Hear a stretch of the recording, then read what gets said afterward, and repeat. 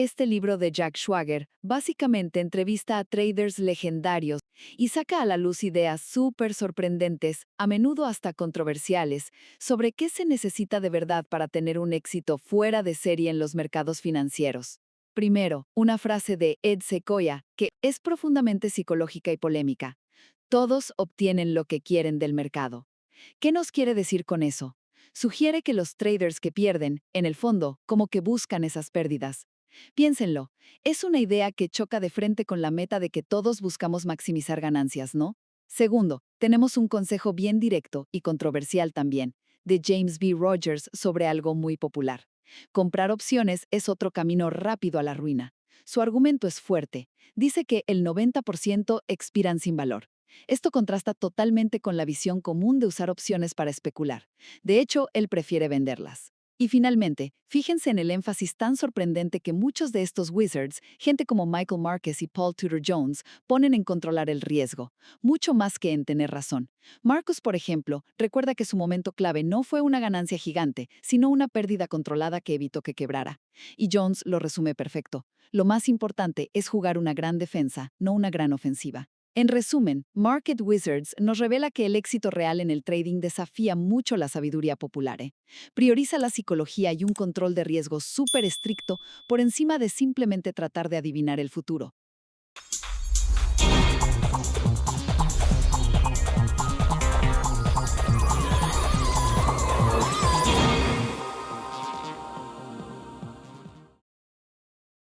Bienvenidos nuevamente a su canal de podcast Market Mind Decode en español. Hoy en nuestra sección de mentalidad analizaremos el libro Market Wizards, entrevistas con los mejores traders de Jack D. Schwager. Uf, un clásico absoluto. Es un libro, que se mete de lleno a través de entrevistas en la mente de algunos de los traders inversores más exitosos. En futuros, divisas, acciones, vamos, un quién es quién de la época. Exacto. La idea es esa, ¿no? Ver cómo piensan. Schwager no te da una fórmula mágica, sino que busca entender sus procesos, sus filosofías, los errores y lo que aprendieron de ellos. Claro. Y bueno, el objetivo de esta charla hoy es justo ese, dar una visión general del libro, conocer un poco a Schwager y ver qué ideas principales salen de ahí, para luego quizá profundizar más. Perfecto. Y es que para entender el libro ayuda a conocer a Schwager. Él empezó como analista de investigación en mercados de futuros. Ajá, Y él mismo cuenta que la idea del libro le vino por una necesidad suya, casi frustración personal, después de palmar pasta él mismo y sentir que no llegaba a donde podía llegar en los mercados. entiendo.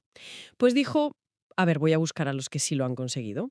Se veía un poco como el hombre de la calle, ¿sabes? Haciendo las preguntas que haríamos todos. Esa perspectiva me parece muy buena, ¿eh? Le da un toque práctico, menos académico. Y es curioso ver cómo él mismo cambió. Empezó siendo un poco escéptico con el análisis técnico, que es bastante común. Sí, sí, Pero las entrevistas, su investigación, le acabaron convenciendo de que tenía su valor. totalmente.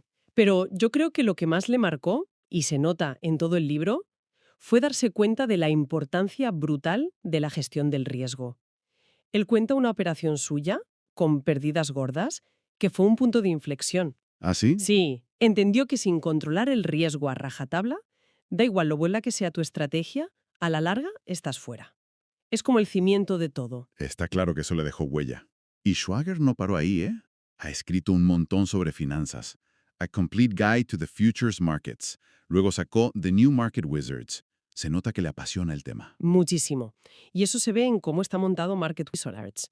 Son las entrevistas puras y duras, digamos, las agrupa por especialidad, la parte uno futuros y divisas, la 2 más de acciones, la 3 un poco de todo, la 4 desde el parque. Y ojo, que la parte V va entera sobre psicología del trading. Es muy significativo que le dedique una sección solo a eso. Pone la psicología al mismo nivel que la estrategia. Y luego tiene apéndices útiles, ¿no? Explicando cosas como trading de programas, seguros de cartera y un glosario. Sí, la estructura está bien pensada. Puedes ir a lo que te interese más, un mercado concreto o las lecciones generales sobre mentalidad y riesgo, que valen para casi todo. Muy bien, pues vamos al grano. Una de las primeras preguntas gordas que el libro pone sobre la mesa es, oye, ¿de verdad se puede ganar al mercado consistentemente? Que choca frontalmente con la famosa hipótesis de los mercados eficientes, la MH. Exacto. La MH, bueno, en sus distintas versiones, dice básicamente que los precios ya reflejan toda la información. Si fuera así, pues analizar gráficos o fundamentales sería perder el tiempo. Ni la información privilegiada te daría ventaja en la versión más estricta. Pero Schwager lo cuestiona. Uno de sus argumentos es que tener la misma info no significa que todos hagan lo mismo. Pone el ejemplo del ajedrez. El tablero es el mismo, pero cada jugador mueve distinto según su habilidad, su estrategia, su cabeza. Es un buen punto, sí. Y además, Schwager dice que la MH no cuenta con el factor humano, con las emociones. El miedo, la codicia, el pánico, todo eso distorsiona los precios y crea oportunidades o trampas.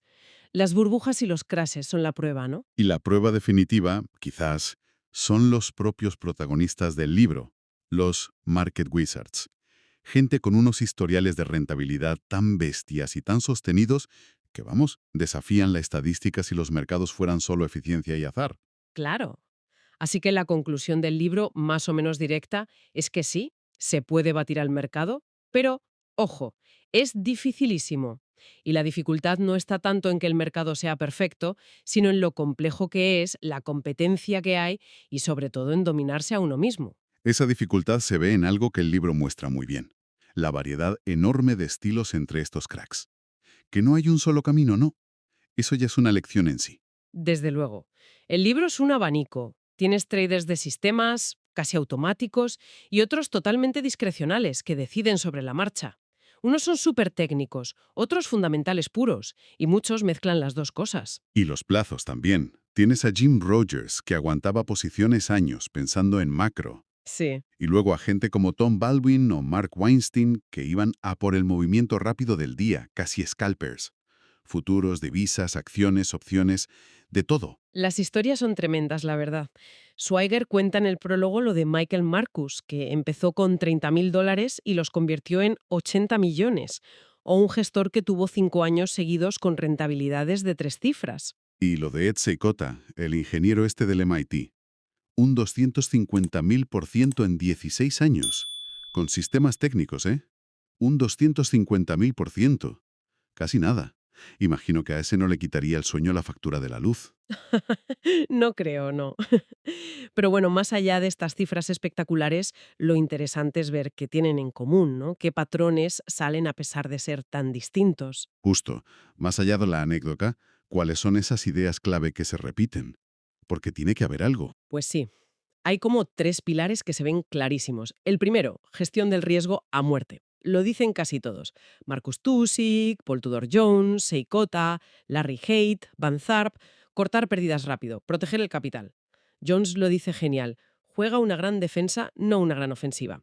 Y Haight contó todo su sistema Mint Limiting, el riesgo por operación a un 1% o así. Es una filosofía total. Vale.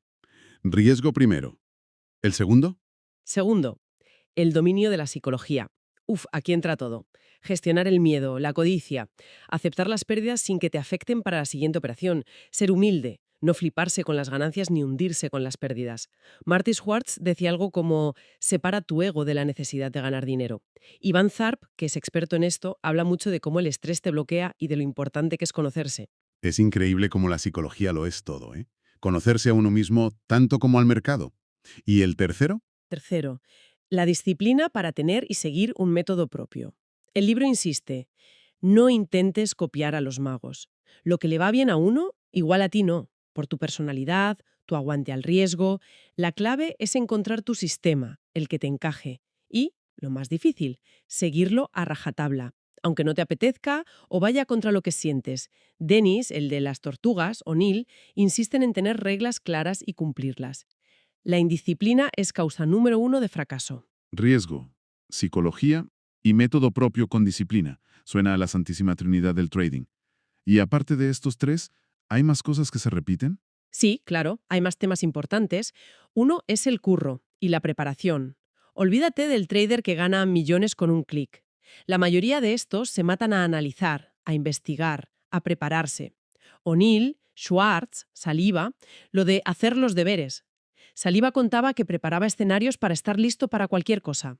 Eso le ayudó en el crash del 87. El preparación te quita el miedo, claro. Otro tema es la flexibilidad. Los mercados cambian. No puedes estar casado con una idea, hay que saber adaptarse, cambiar de estrategia o de opinión si los datos te dicen otra cosa. Jones y Steinhardt son ejemplos de esto. Nada de ser cabezota. Y supongo que aprender de los errores, ¿no? Fundamental. Varios lo dicen, como Ryan o Schwartz. Analizar por qué perdiste. Schwartz cuenta que se pasó casi 10 años perdiendo hasta que dio con la tecla, aprendiendo a base de golpes.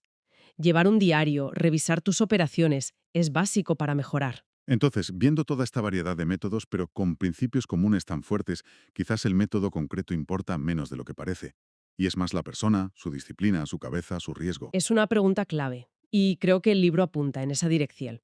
A ver, necesitas una ventaja, un edge, claro. Pero el libro sugiere que poder usar esa ventaja de forma constante depende muchísimo más de lo personal. La disciplina para no saltarte el plan, la fuerza mental para aguantar malas rachas y gestionar bien el riesgo para sobrevivir. Mucha gente no falla por tener una mala idea, sino por no poder aplicarla bien cuando hay presión. Entendido. O sea, Market Wizards no es un libro de recetas. Para nada. Quien busque eso se va a llevar un chasco. Te da algo mucho más valioso. Te mete en la cabeza de gente que ha llegado a lo más alto en un mundo súper competitivo y difícil. Demuestra que el éxito duradero no es una fórmula secreta, sino esa mezcla. Estrategia que te encaje, disciplina de hierro, conocerte y controlarte, y como base de todo, una gestión de riesgo casi obsesiva. Justo eso. Es un libro que te hace replantearte ideas sobre los mercados y que celebra que hay muchos caminos para ganar, siempre que respetes esos pilares. Y para ir cerrando esta introducción, ¿con qué idea final podemos dejar a la gente pensando? Pues mira, hay dos ideas que a mí me resuenan mucho. Una es la frase de Etsy Kota. Todo el mundo obtiene lo que quiere del mercado. Es tela. Te hace pensar. Puede ser que, inconscientemente, perder o no ganar mucho satisfaga alguna necesidad tuya, como la necesidad de tener razón, o la emoción del juego, o incluso miedo a tener éxito. Da que pensar, porque sugiere que el obstáculo no está fuera, sino dentro. Entender qué te mueve por dentro. Eso diferencia a los magos. Uf, potente. Da para darle vuelta, sí. Muy fuerte. Y la otra idea, más práctica, pero igual de importante, es del propio Schwager.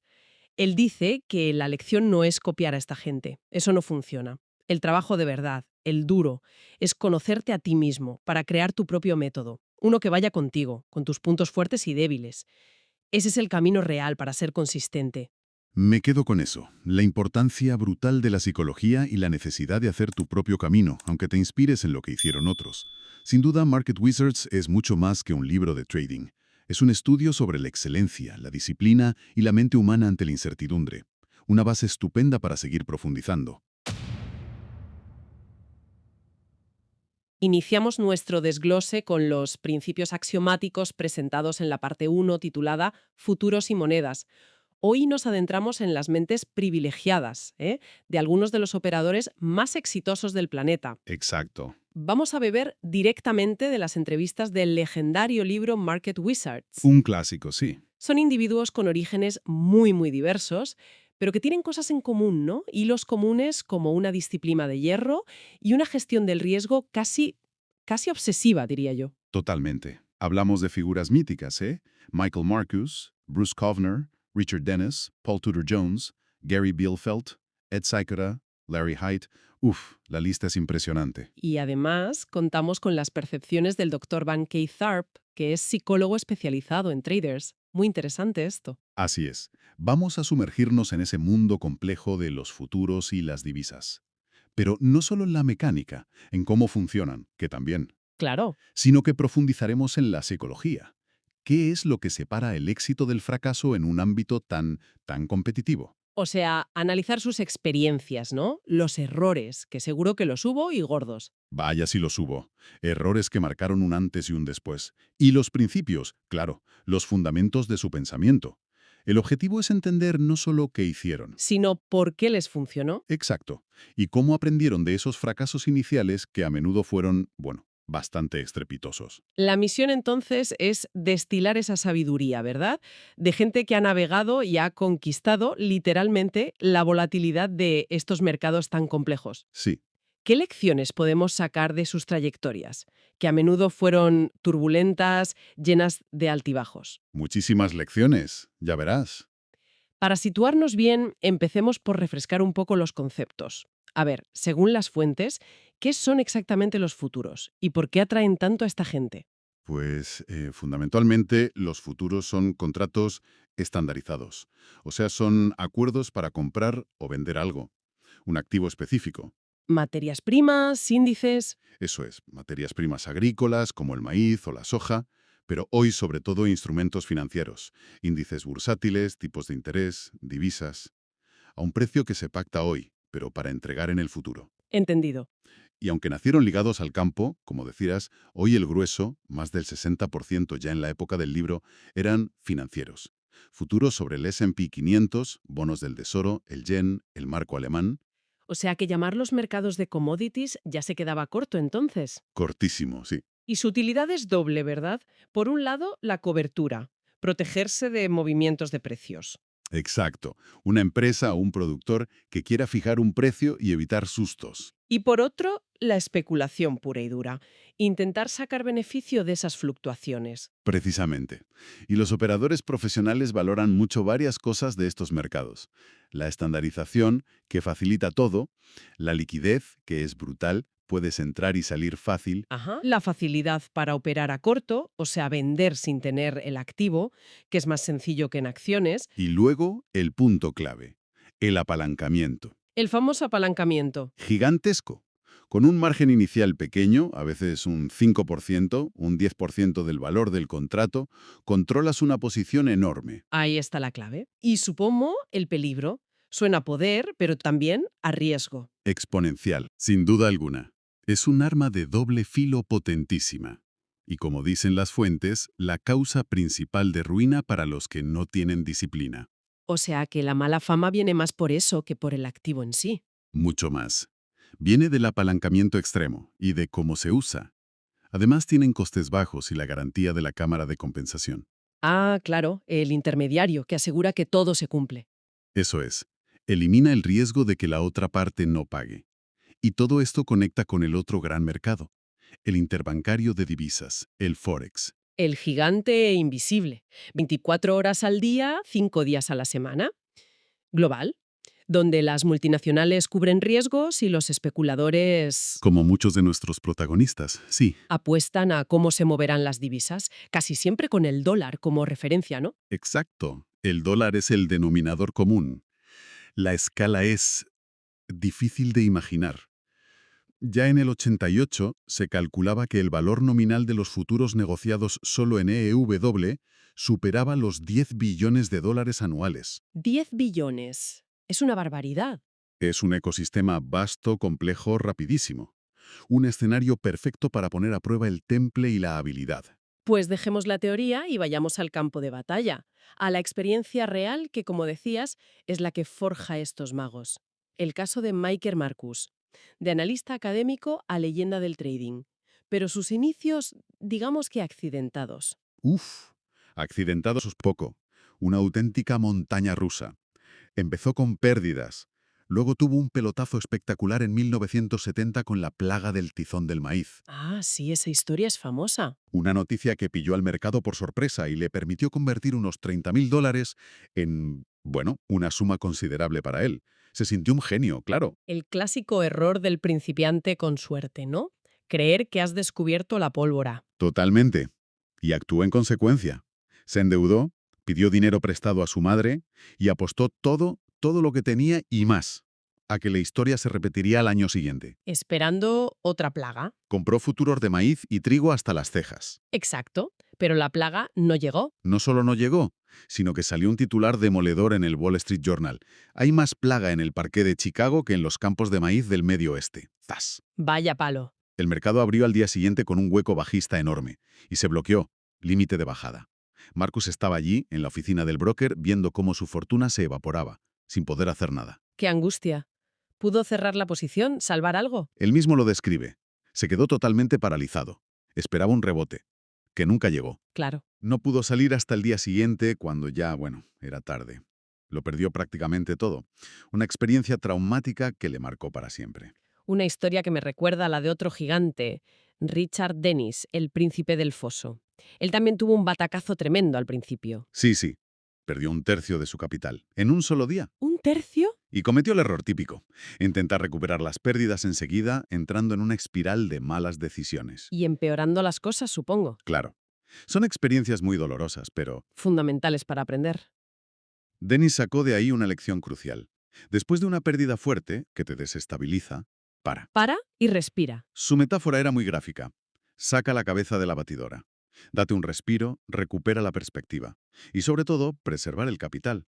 Porque las oportunidades buenas llegan, pero necesitas fichas para apostar. Y Marcus, volviendo a él, ¿qué aprendió de esa ruina con el maíz? Mencionaste a Etseikota. Marcus aprendió dos cosas clave, muy influenciado por Seikota, sí.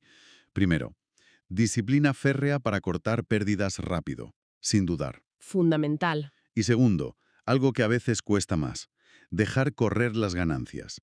De hecho, Marcus dice que el dolor que sintió al perderse una subida enorme en la soja... Ah, porque él estaba fuera y Seikota dentro, ¿no? Exacto. Ver a Seikota forrándose mientras él estaba fuera, dice que fue casi peor que perder dinero. Es curioso eso, el miedo a perderse la oportunidad, el FOMO que decimos ahora. Totalmente. Esa tortura psicológica le grabó a fuego la importancia de maximizar el beneficio cuando aciertas. Y tras su desastre, estableció su regla.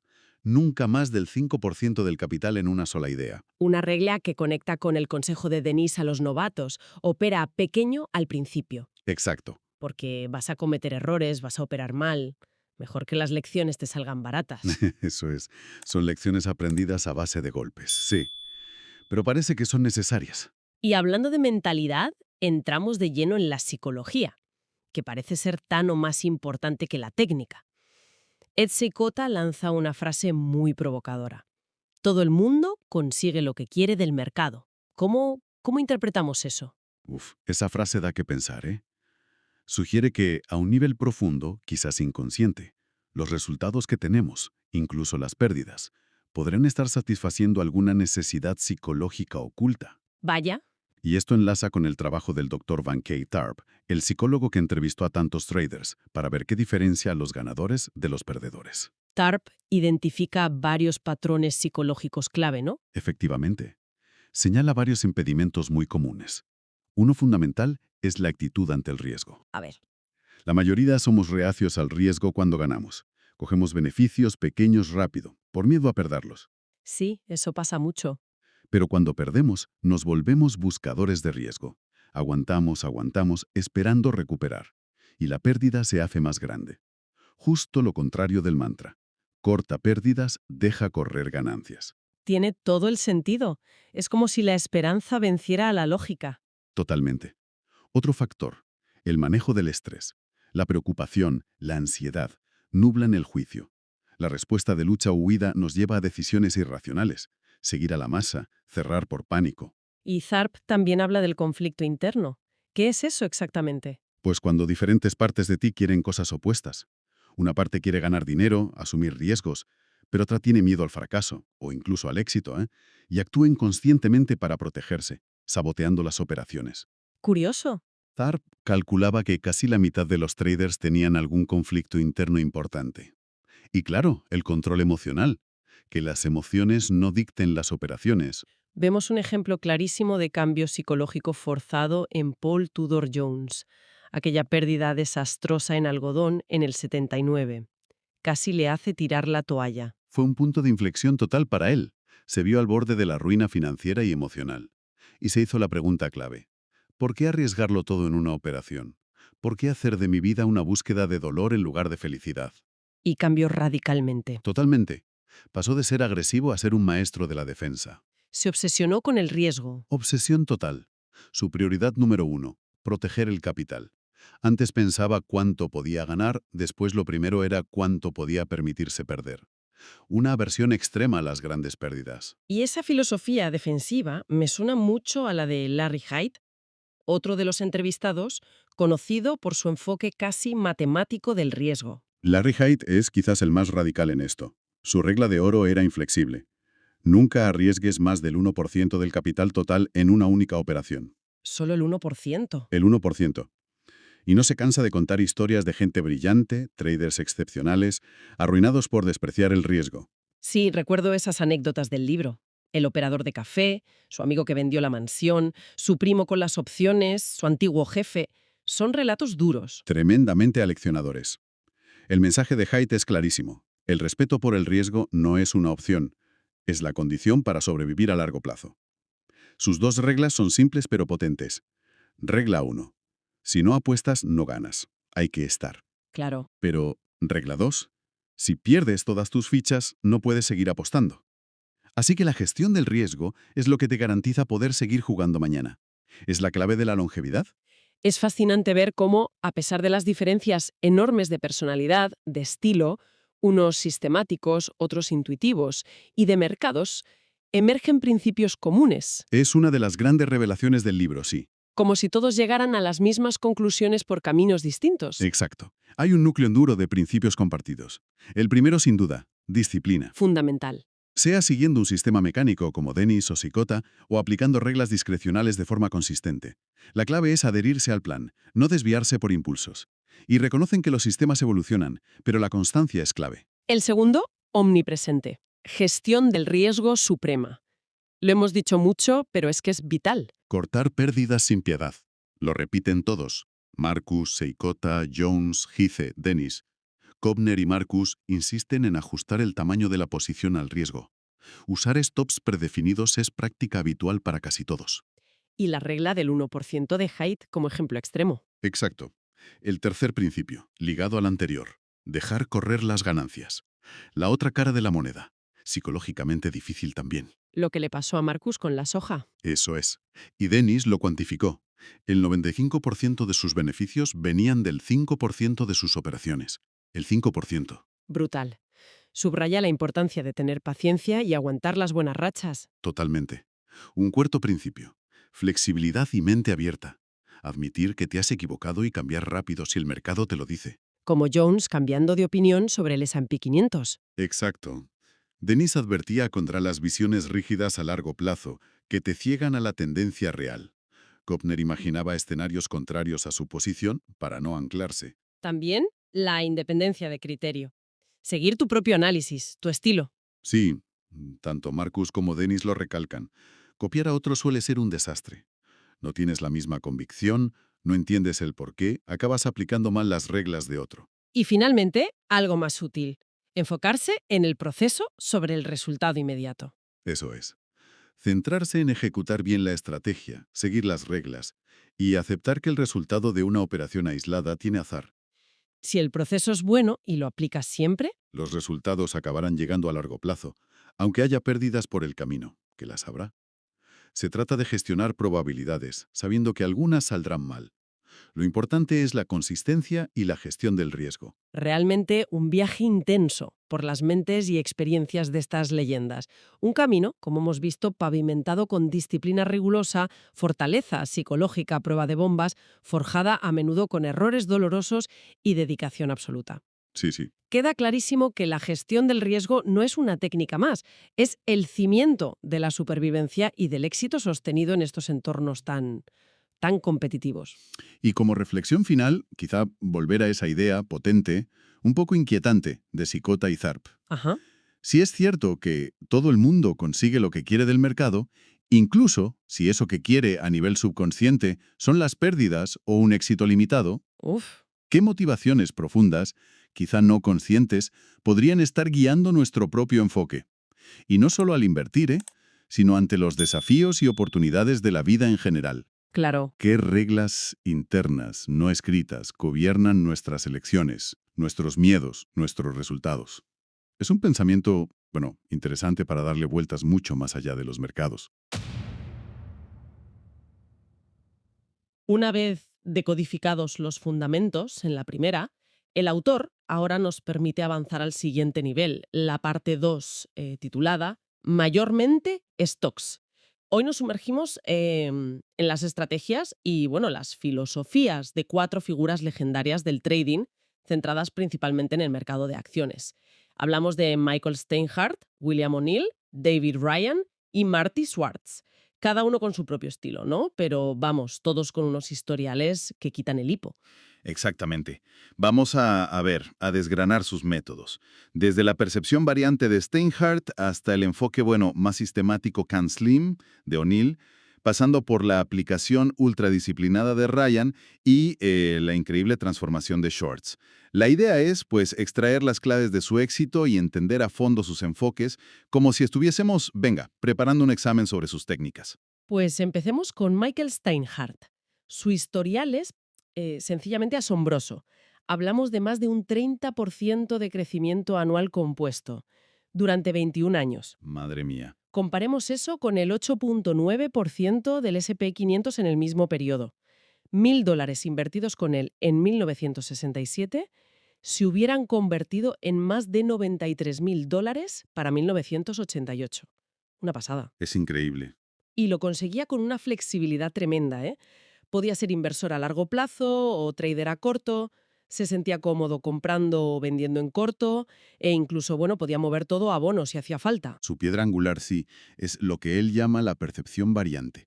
Steinhardt buscaba activamente desarrollar puntos de vista que chocasen con el consenso del mercado. Y operaba basándose en esa visión distinta hasta que, dejaba de ser variante, ¿no? O sea, hasta que el mercado le daba la razón o su visión cambiaba. Un ejemplo muy claro que se menciona es su posición corta en Genentech. Fíjate, la mantuvo durante años y medio, incluso acumulando pérdidas al principio. ¿Y por qué esa terquedad? ¿Incluso perdiendo dinero? ¿Cómo? Pues porque su percepción sobre el futuro del fármaco estrella de Genentech, el TPA, era radicalmente opuesta a la del mercado. Mientras la mayoría lo veía como una revolución, Steinhardt creía que sería un fármaco menor, ¿sabes? Pronto superado por otros más eficaces y baratos. Mantuvo la posición corta porque su análisis fundamental, su percepción variante, no había cambiado, a pesar del ruido del mercado. Entiendo. A pesar de las pérdidas iniciales. Y su forma de gestionar el riesgo también choca con lo habitual. Nada de reglas fijas como usar siempre stop loss o esperar a que una acción empiece a caer para ponerse corto. No, no. De hecho, tiene una cita tremenda. Para ganar dinero en los mercados, tienes que estar dispuesto a interponerte en el camino del peligro. Uf. Solía ponerse corto en acciones favoritas del mercado demasiado pronto, asumiendo pérdidas iniciales. Exacto, pero la clave es la convicción en esa percepción variante. Si su análisis seguía diciéndole que tenía razón, aguantaba. Aunque es interesante, admitía que a veces podía dicotomizarse. Dicotomizarse. ¿Qué quiere decir eso? Pues mantener su visión fundamentada a largo plazo, pero si el mercado entraba en un frenesí contrario, podía hacer operaciones tácticas a corto plazo en esa dirección.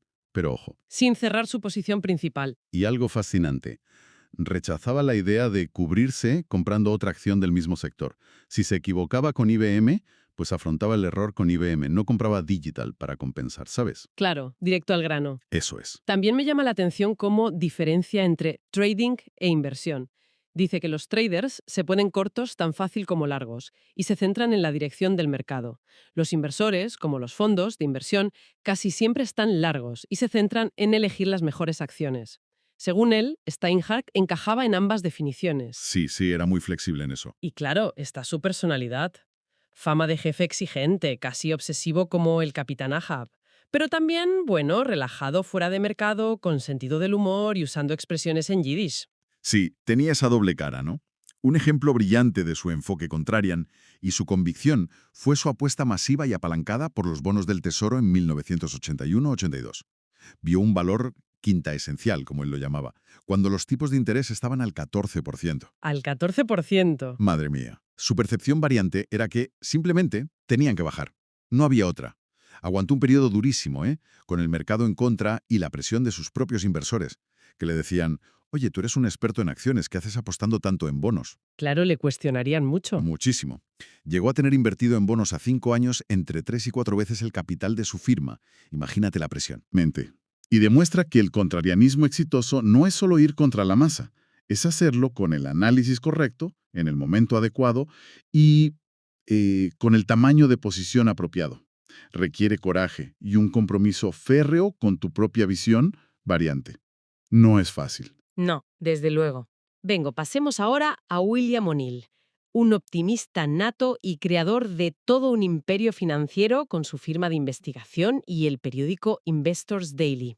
Su rentabilidad media anual supera el 40%. Y atención al dato, empezó convirtiendo $5.000 en 200.000 entre 1962 y 1963. ¡Jo! Menudo comienzo. Vamos a desmenuzar su método. CanSlim. Exacto. O'Neill es famoso por su método CanSlim. Es un acrónimo que resume su sistema para seleccionar acciones ganadoras. Un enfoque muy estructurado. A ver, en lugar de listarlo letra por letra, podríamos agruparlo, ¿no? Buscaba fundamentalmente dos cosas. Primero, un crecimiento explosivo de los beneficios, tanto los más recientes, los trimestrales, como los anuales. Eso cubre la C de Current Earnings y la A de Annual Earnings. Quería ver aumentos trimestrales enormes, idealmente del 70% o más, y un crecimiento anual compuesto sólido sobre el 24% en los últimos 5 años. Para él, las acciones mediocres, pues, no merecían la pena. Crecimiento, crecimiento y más crecimiento, entonces, clarísimo. ¿Y la segunda parte? La segunda parte son señales de fortaleza técnica y de mercado. Aquí entra la N de New, algo nuevo impulsando la acción. Ya sea un producto, una gestión o, y esto es crucial, un nuevo máximo en el precio. Ah, eso rompe con lo típico, comprar en máximos. Totalmente.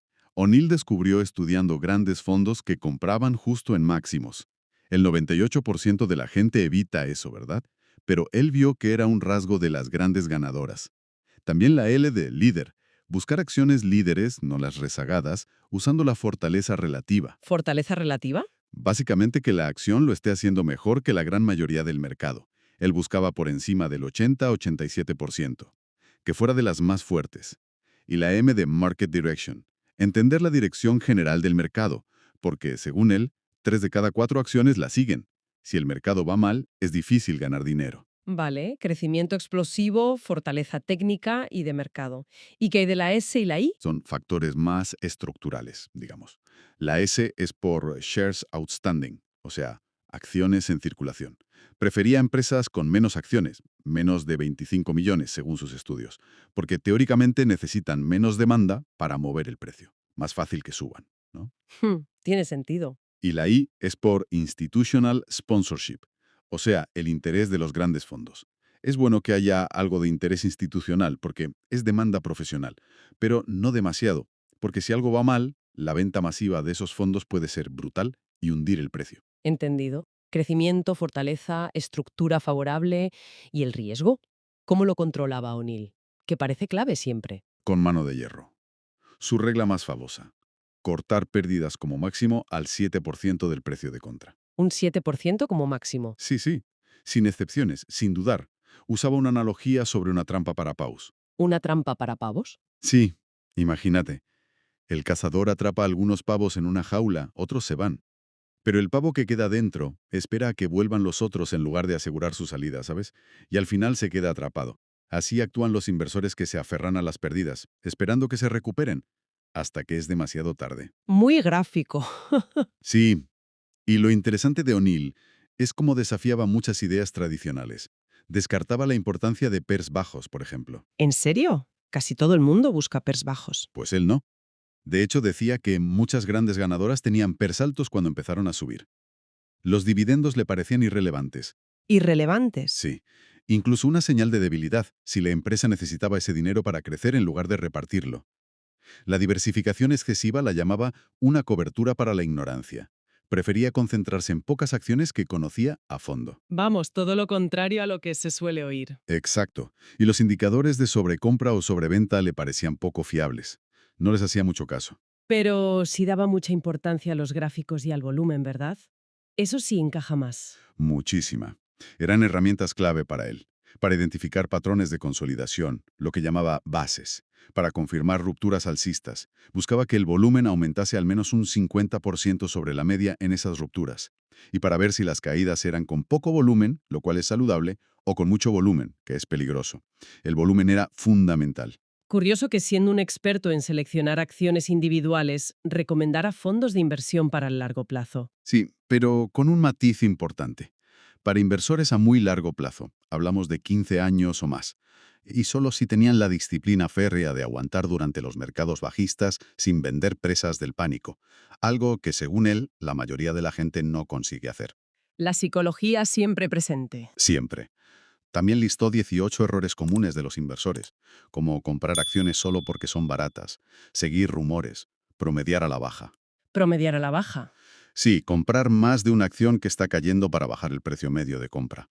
Él lo desaconsejaba totalmente. O vender las ganadoras demasiado pronto y en cambio aferrarse a las perdedoras. Básicamente una guía de lo que no hay que hacer. Perfecto. Una hoja de ruta muy clara, la de O'Neill. Sí. Ahora, David Ryan, el discípulo aventajado de O'Neill, ¿no? Ganó el campeonato de inversión de Estados Unidos 3 veces seguidas con rentabilidades de locura. 161%, 160 y otra vez 3 dígitos. Un retorno compuesto del 1.379% en 3 años. Sí, sí, espectacular. Y empezó desde abajo en la firma de O'Neill hasta convertirse en vicepresidente. Casi nada. Exacto. Ryan es el ejemplo perfecto de que no siempre hay que inventar la rueda, ¿sabes? Su enfoque es una aplicación directa y sobre todo extremadamente disciplinada del método Kanslin de O'Neill, pero con algunos ajustes propios. Como O'Neill busca líderes con fundamentales y técnicos fuertes. La diferencia principal es que Ryan sí utiliza un filtro de PER, Ah, mira. a pesar de que O'Neill lo consideraba secundario. Eso es. Ryan prefiere acciones con un PER entre 1 y 2 veces el PER del SP500. ¿Y por qué ese filtro de PER? ¿Le funcionaba mejor? Pues según él observó en su propia operativa que su tasa de éxito era mayor dentro de ese rango de valoración relativa. No era una regla inflexible, ¿eh? Hacía excepciones para sectores nuevos como el biomédico, donde los PER suelen dispararse y no puedes aplicar eso. Pero era un filtro adicional que le funcionaba a él. Suena a un trabajo ingente aplicar todo eso. Lo es. Revisaba unos 4.000 gráficos cada semana. Cada semana. Buscando patrones de base sólidos. 4.000 gráficos. Sí, sí, tenía reglas claras. Evitaba acciones por debajo de $10, pensando que si estaban tan baratas, era por algo malo, ¿no? Y luego aplicaba los filtros Kanslin con rigor. Fortaleza relativa alta, por encima de 80-90, y vigilando que no decayera. EPS rank alto, que mide el crecimiento de beneficios, también por encima de 80-90. Fortaleza del sector, buscando que estuviera en el top 50 de grupos industriales. Pocas acciones en circulación, menos de 30 millones. Patrocinio institucional moderado, su ideal era entre 1% y 20%. Y el factor N de O'Neill, que hubiera algo nuevo. ¿Vale? Un checklist muy completo. Y una vez identificada la candidata, ¿cómo ejecutaba la operación? ¿Igual que O'Neill? Con precisión quirúrgica, sí. Compraba justo cuando la acción rompía nuevos máximos desde una base sólida. Y buscaba confirmación con un aumento de volumen de al menos el 50%. Su gestión del riesgo era igual de estricta que la de O'Neill, la regla del 7% de stop loss. Implacable. Y añadió otra regla interesante. Si una acción rompía al alza, pero luego fallaba y volvía a meterse en la zona de precios de la base anterior, vendía inmediatamente al menos la mitad de la posición. La mitad. Sin esperar. Nada, no esperaba a ver qué pasaba. Fuera. Admite que solo acertaba la mitad de las veces. Y aún así, esas rentabilidades estratosféricas. ¿Cómo? Aquí está la clave del éxito de muchos grandes traders, yo creo. La asimetría entre ganancias y pérdidas. Sus aciertos, aunque no fueran mayoría, generaban ganancias muy, muy grandes, porque dejaba correr los beneficios en las acciones ganadoras. Las mantenía entre 6 y 12 meses. Dejar correr las ganancias. Lo que más cuesta, dicen. Exacto. Mientras tanto, sus errores se cortaban muy rápido, con pérdidas pequeñas y controladas, a menudo en menos de 2 semanas. Así que las grandes ganancias de unas pocas operaciones compensaban con creces las pequeñas y frecuentes pérdidas. Esa es la fórmula. También insistía mucho en llevar un diario de operaciones, ¿no? Anotar todo. Fundamental para él. Anotaba las razones de cada compra y venta directamente en los gráficos. Lo tenía todo registrado. Creía firmemente que la única manera de mejorar era aprender de los errores pasados, revisar qué hiciste mal y por qué. Tiene toda la lógica. Su pasión era evidente. Describía la búsqueda de acciones como una búsqueda del tesoro. Su éxito es una lección, ¿no? A veces, aplicar un método probado con disciplina implacable y trabajo duro es más efectivo que buscar constantemente algo nuevo y revolucionario. Totalmente de acuerdo. Y llegamos a Marty Schwartz. Su historia es fascinante, una auténtica transformación. Fue analista fundamental durante una década. Ganaba bien, ¿eh? Pero perdía dinero consistentemente con sus operaciones personales. Frustrante. Sí, imagínate, 10 años así. Y de repente, un giro de 180 grados. Se pasa al análisis técnico, opera por cuenta propia y ¡boom! Éxito arrollador. Rentabilidades enormes año tras año desde 1979 y ojo a esto, sin tener un solo mes con una caída superior al 3% en su capital. Ni un mes. Eso es increíblemente difícil, una estabilidad asombrosa. Ganó varios campeonatos de trading con rentabilidades medias del 210% en periodos de solo 4 meses. Es una locura. Impresionante, sí. Y según él, este cambio radical se debió a dos factores clave. Primero, encontró una metodología que encajaba con él, el análisis técnico. No es que inventara nada revolucionario, sino que sintetizó ideas de otros traders, como Bob Swellner o Terry Laundrie, y su concepto del Magic T. Utilizaba herramientas como las medias móviles, que básicamente suavizan el ruido del precio para ver la tendencia subyacente. Sí, las medias móviles son muy conocidas. Y buscaba divergencias, que ocurren cuando el precio hace una cosa y un indicador técnico hace otra, ¿sabes?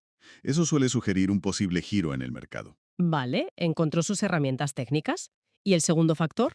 Porque parece que encontrar el método no fue suficiente al principio. Correcto. El segundo factor, y quizás el más importante, fue un cambio profundo de actitud.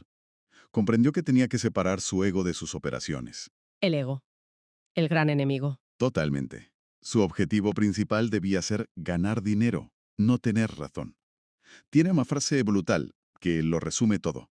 Me convertí en un trader ganador cuando pude decir, al diablo con mi ego, ganar dinero es más importante. ¡Qué bueno! Dejar de luchar contra el mercado para demostrar que tenía razón y empezar a fluir con él. Ese fue el clic mental. Esa batalla con el ego. Suena a la más difícil de todas. Su disciplina también era legendaria, ¿verdad? Como los otros. Absolutamente. Trabajaba unas 12 horas al día, haciendo su propio análisis, manteniendo sus propios gráficos a mano, una rutina casi religiosa. Y su mantra repetido hasta la saciedad era la gestión del dinero. Money management, money management, money management. 3 veces, para que quede claro. Exacto. Antes de entrar en cualquier operación, siempre definía su Uncle Point, Su Uncle Point. su punto de invalidación, el precio al que asumiría que estaba equivocado y saldría sin dudar. Su límite de pérdida, vamos. ¿Entendido? ¿Y gestionaba el tamaño de sus posiciones de forma peculiar? No solo después de perder. Exacto. Y esto es muy, muy interesante. Reducía drásticamente el tamaño de sus operaciones después de una racha de pérdidas, lo cual es lógico, ¿no? Para recuperar la confianza y limitar el riesgo. Claro. Pero también lo hacía después de una gran racha ganadora. Anda, eso sí que es contraintuitivo. ¿Por qué? Pues su lógica era evitar la complacencia, la euforia, la arrogancia, ese sentimiento de soy invencible que suele venir después de grandes éxitos y que a menudo precede a las grandes caídas. Era una forma de mantenerse humilde y centrado, con los pies en la tierra. Muy inteligente, la verdad. ¿Qué otras reglas seguía a rajatabla? Tenía varias. Siempre revisar gráficos y medias móviles antes de operar. No ir contra la tendencia marcada por esas medias móviles. Buscar las divergencias que comentamos antes. Preguntarse sinceramente, ¿realmente quiero estar en esta posición? ¿O es solo por aburrimiento o por seguir a otros? Buena pregunta esa. Tomarse descansos después de los éxitos para no caer en la euforia. Evitar intentar pescar mínimos, es decir, comprar justo cuando algo está cayendo en picado, que él consideraba muy peligroso. Y por supuesto, honrar siempre su stop loss o Uncle Point. Y su regla final que ya hemos dicho, trabajo, trabajo y más trabajo. El trabajo duro siempre presente. Curiosamente admitía que lo que más le costaba era dejar correr las ganancias. Tenía un miedo subyacente a que ocurriera alguna catástrofe inesperada, algún evento tipo cisne negro. Le costaba ganar mucho entonces. Qué curioso. Sí, prefería asegurar beneficios más pequeños. Tuvo experiencias muy duras, que le enseñaron lecciones clave, como perder $600.000 en un solo día, el día de las elecciones de 1982. ¿600.000? ¿En un día? ¿Cómo Fue- fue? El error fatal fue añadir más dinero a una posición perdedora mientras el mercado subía con límite. O sea, el mercado estaba bloqueado al alza, no se podía operar más arriba ese día, y él seguía comprando en la posición perdedora. Un error clásico. Doblar la apuesta perdedora. Exacto. Aprendió a reducir el tamaño tras las pérdidas para recuperar el ritmo y la confianza.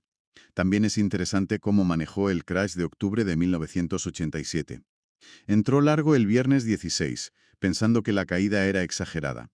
Pero durante el fin de semana oyó comentarios preocupantes. Un amigo trader, Martin Zweig, le advirtió de un riesgo enorme.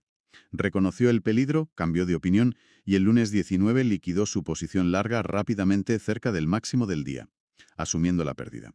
Y luego operó con muchísima cautela, protegiendo capital. Supo reaccionar rápido. También era muy crítico con el program trading, ¿verdad? Sí, se refería a las estrategias automatizadas de compraventa por ordenador, que empezaban a popularizarse entonces. Sentía que distorsionaban el flujo natural del mercado, y en algunos casos sospechaba que abrían la puerta a prácticas poco éticas como el front-running. Front running. Es básicamente operar para ti mismo, aprovechando información confidencial sobre órdenes grandes de clientes que aún no se han ejecutado en el mercado. Lo veía perjudicial y, bueno, cuestionable éticamente. Su consejo final es un resumen perfecto de su filosofía, yo creo.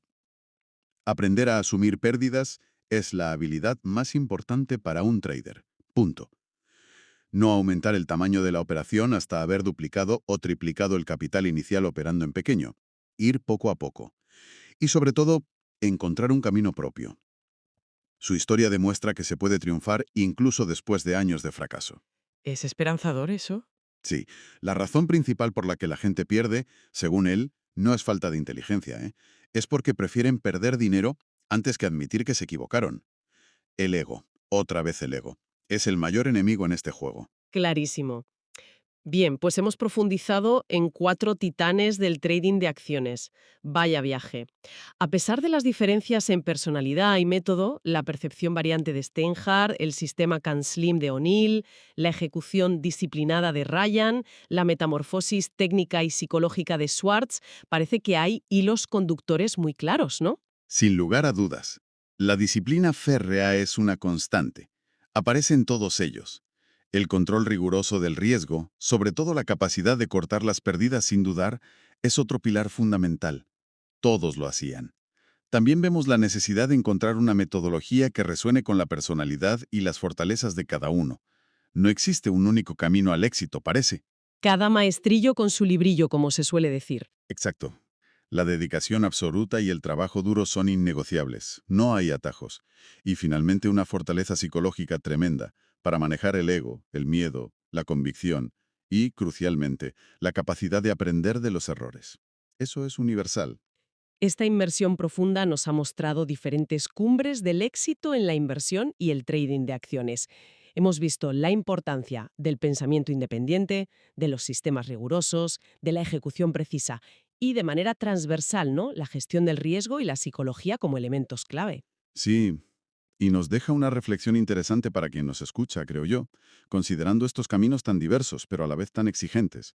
¿Qué rasgos personales o qué habilidades de las que hemos visto en estos maestros resuenan más con cada uno?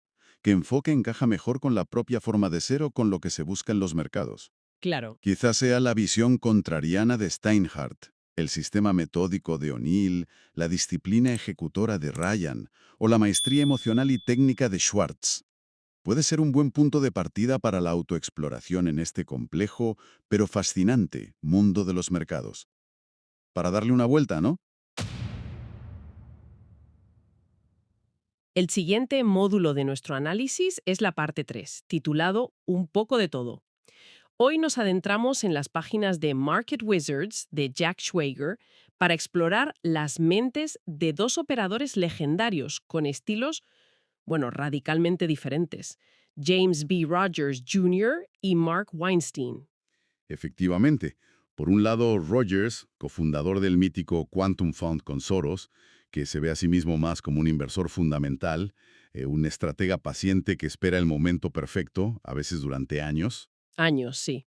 Y por otro, Weinstein, el virtuoso del timing técnico, cuya prioridad casi obsesiva es minimizar las pérdidas y lograr una precisión, digamos, quirúrgica en sus entradas y salidas. Nuestra labor hoy es extraer la esencia de estas 2 filosofías contrapuestas, que nos enseñan la paciencia extrema y la visión macro de Rogers frente a la ejecución casi infalible y la aversión al riesgo de Weinstein.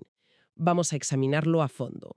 Empezamos con James B. Rogers Jr., cofundador del Quantum Fund en 1973, se retiró entre comillas, en 1980 para gestionar su propio capital. Sí, aunque siguió muy activo investigando e incluso impartiendo clases en Colombia. Y es curioso, porque él mismo dudaba si pertenecía a un libro sobre traders, se sentía más un inversor. Y esa distinción es la clave, ¿verdad? Es la piedra angular de su enfoque. Totalmente. Su filosofía se podría resumir en su frase: no hagas nada, absolutamente nada, a menos que haya algo que hacer. Esperar y esperar. Eso es. Busca valor fundamental tan obvio, tan descontado por el mercado, que incluso si falla en el momento exacto, el riesgo de pérdida sea mínimo. Su famosa frase es que espera hasta que haya dinero tirado en una esquina y solo tenga que ir a recogerlo. O sea, una paciencia casi sobrehumana. Exacto. Un ejemplo paradigmático, yo creo, es su inversión en acciones alemanas en 1982. Sí, ese es buenísimo. El mercado bursátil alemán llevaba prácticamente plano desde 1961, a pesar del enorme crecimiento económico del país durante esas 2 décadas. El valor fundamental parecía evidente. Clarísimo. Pero faltaba algo, ¿no? Faltaba un catalizador. Eso es. Y ese catalizador, en su análisis, serían las elecciones alemanas de ese año. Rogers anticipó una victoria del Partido Conservador, la CDU, que llevaba tiempo en la oposición. Y previó que eso cambiaría las políticas. Exacto. Previó que implementarían políticas proempresariales que liberarían una ola de inversión de capital que estaba, digamos, contenida. Así que actuó, compró a finales de 1982, justo en el momento del cambio político que él esperaba. Y fíjate en la convicción. Mantuvo esas acciones hasta finales de 1985 o principios de 1986. 3 años largos. Y lo mejor es que le pidió a su broker que ni le informara de las cotizaciones, para no caer en la tentación de vender antes de tiempo. Increíble. Una demostración de disciplina y confianza en el análisis a largo plazo brutal. Totalmente. Y ojo, que aunque las encuestas no fueran unánimes, para Rogers no era una apuesta ciega. Creía que, incluso si los conservadores no ganaban, el valor intrínseco era tan alto que el riesgo era limitado. La paciencia no era pasiva, estaba muy fundamentada en los gráficos.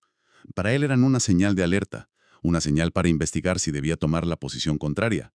Pero, y esto es vital, nunca basado solo en el gráfico, ¿verdad? Nunca el análisis fundamental propio tenía que confirmarlo siempre. Un caso muy ilustrativo fue su operación con el oro, a principios de 1980. El metal estaba en plena subida parabólica. Todo el mundo comprando. Y Roger se puso corto. Vendió oro a $675 la onza.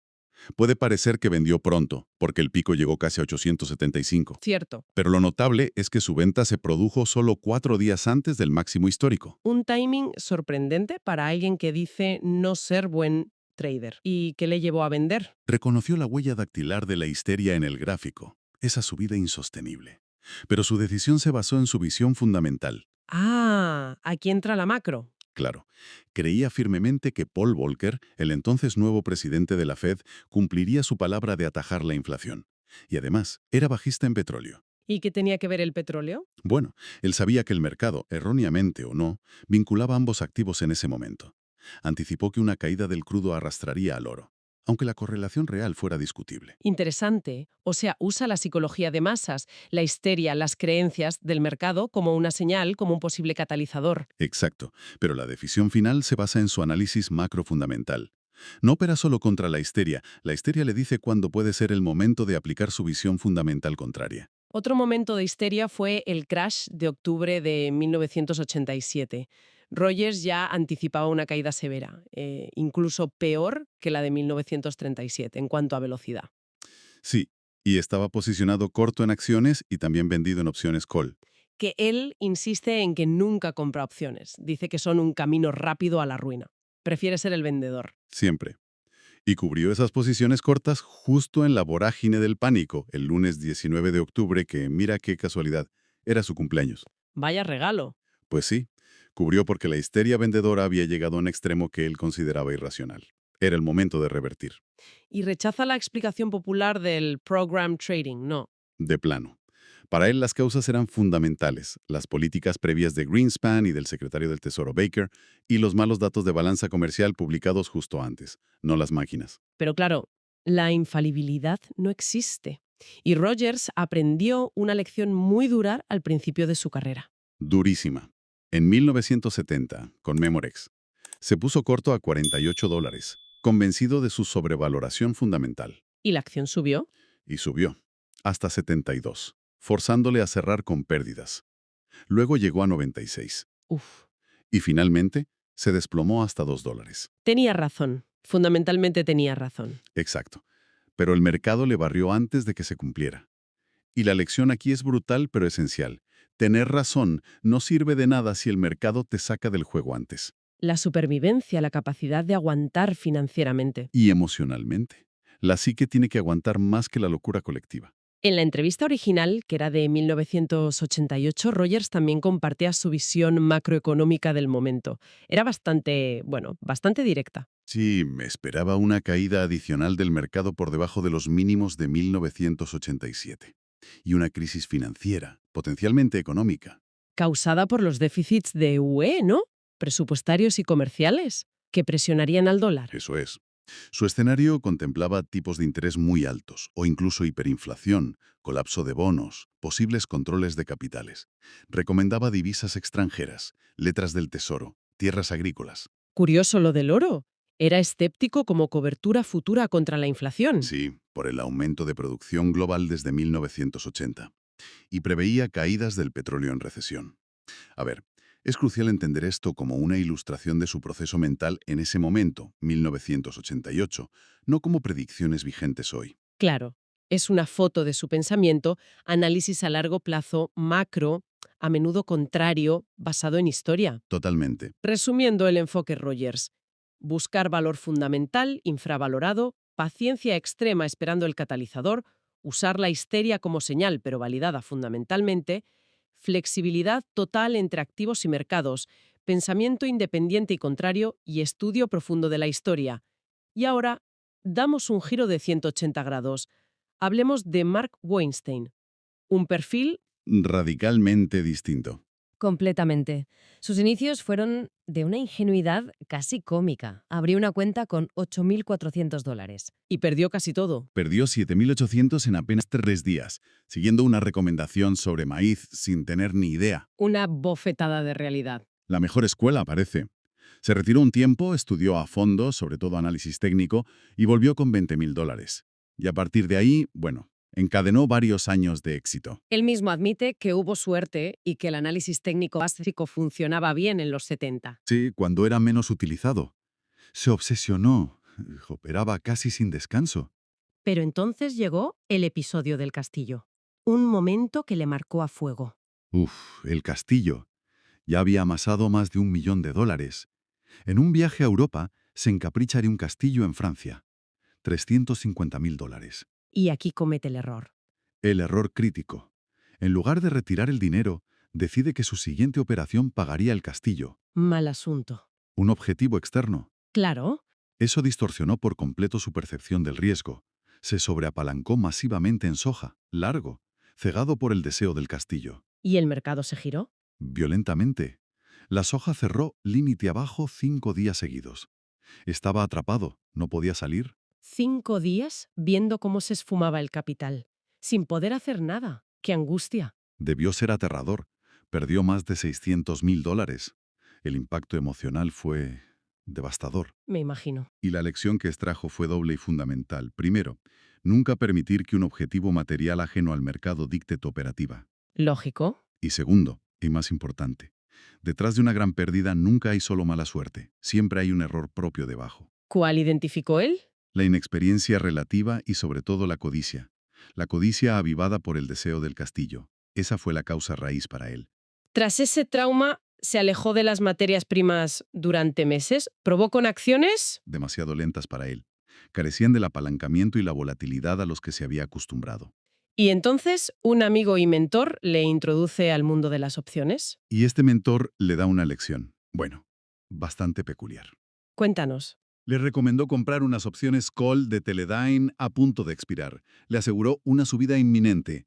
Weinstein siguió el consejo y, claro, las opciones se hundieron. Perdió $40.000.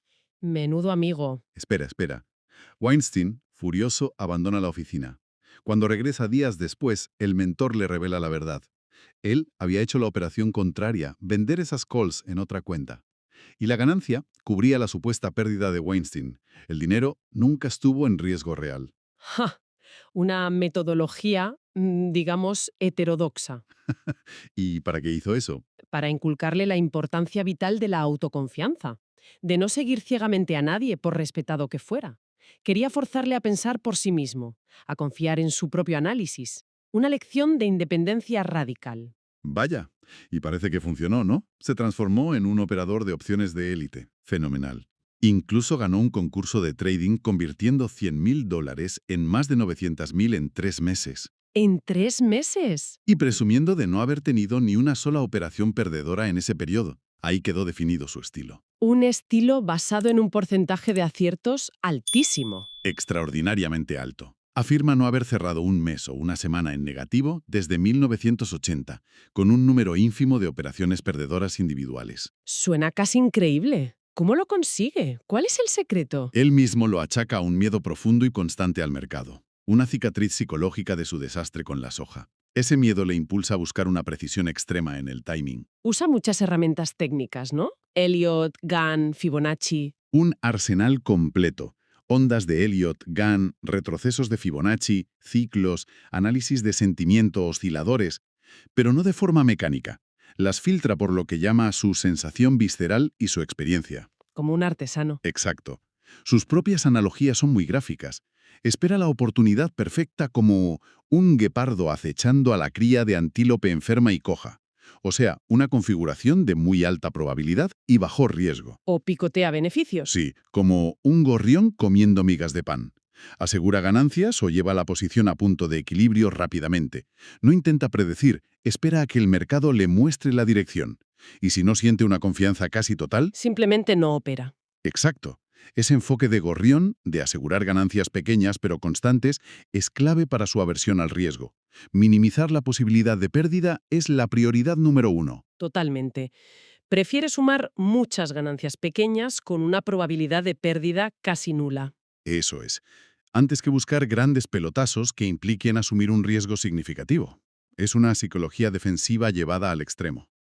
Sus reglas de oro incluyen, bueno, la primera es investigar a fondo, hacer los deberes, Fundamental. y luego humildad ante el mercado. La arrogancia lleva a ignorar el riesgo. Conocer las propias limitaciones. Pensar de forma independiente, a menudo contra la multitud. Paciencia para esperar la oportunidad clara. No operar por aburrimiento o necesidad. Flexibilidad para adaptarse. No volverse complaciente con las ganancias. Y la regla de oro, grabada a fuego por la experiencia. Saber perder, aceptarlo y sobre todo cortar las pérdidas de forma inmediata y drástica. Clave. En resumen, obsesión por un porcentaje de aciertos altísimo, aversión extrema a las pérdidas, timing ultra preciso, análisis técnico plus intuición, operativa a menudo de muy corto plazo, gran flexibilidad y disciplina de hierro en la gestión del riesgo. Llegados a este punto, el contraste es, bueno, es brutal. Dos filosofías casi apuestas. Rogers, inversor macro, fundamental, paciente, buscando grandes tendencias de valor a largo plazo. Dispuesto a aguantar volatilidad si la tesis de fondo se mantiene. Y Weinstein, operador técnico, de precisión, casi un francotirador, enfocado en el timing perfecto, con aversión casi patológica a las pérdidas. Guiado por patrones técnicos y el flujo inmediato del mercado, la noche y el día. Pero a pesar de ser tan distintos, no comparten ciertos pilares fundamentales. Indudablemente. Fíjate, ambos, desde sus perspectivas tan diferentes, recalcan la importancia crítica de la paciencia. Cierto, Rogers espera años por el valor. Weinstein espera horas o días por la configuración técnica perfecta. Pero ambos esperan. Exacto. Ambos insisten en la necesidad de pensar por uno mismo, de no seguir al rebaño. Ambos demuestran flexibilidad para operar en cualquier mercado o activo donde ven la oportunidad. Y quizá lo más importante, ambos subrayan cómo las lecciones más valiosas, las que forjaron su disciplina, vinieron de sus errores más dolorosos. El desastre de Memorex para Rogers. La debacle del castillo de soja para Weinstein. Traumas que se convirtieron en cimientos de su éxito posterior. Sus historias demuestran que no hay un único camino correcto. No lo hay. Lo que sí parece indispensable es desarrollar un enfoque coherente y bien definido sea cual sea, y la disciplina férrea para seguirlo. Y conocerse a sí mismo, ¿no?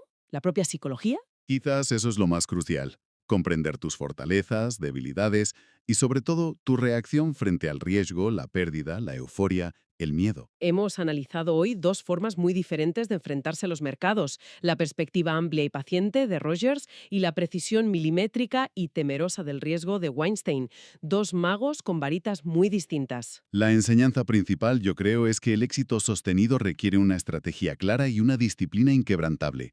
La adaptación es necesaria, sí, pero dentro de un marco definido. Y la gestión de la propia psicología, el miedo, la codicia, la paciencia. Resulta tan determinante, o incluso más, que el propio método de análisis, sea fundamental o técnico. Y para terminar, una reflexión. Rogers se enfoca en el qué y el por qué comprar o vender, esperando lo que haga falta. Mientras que Weinstein se obsesiona con el cuándo entrar y salir, buscando la perfección técnica inmediata. ¿Se podría posible una fusión?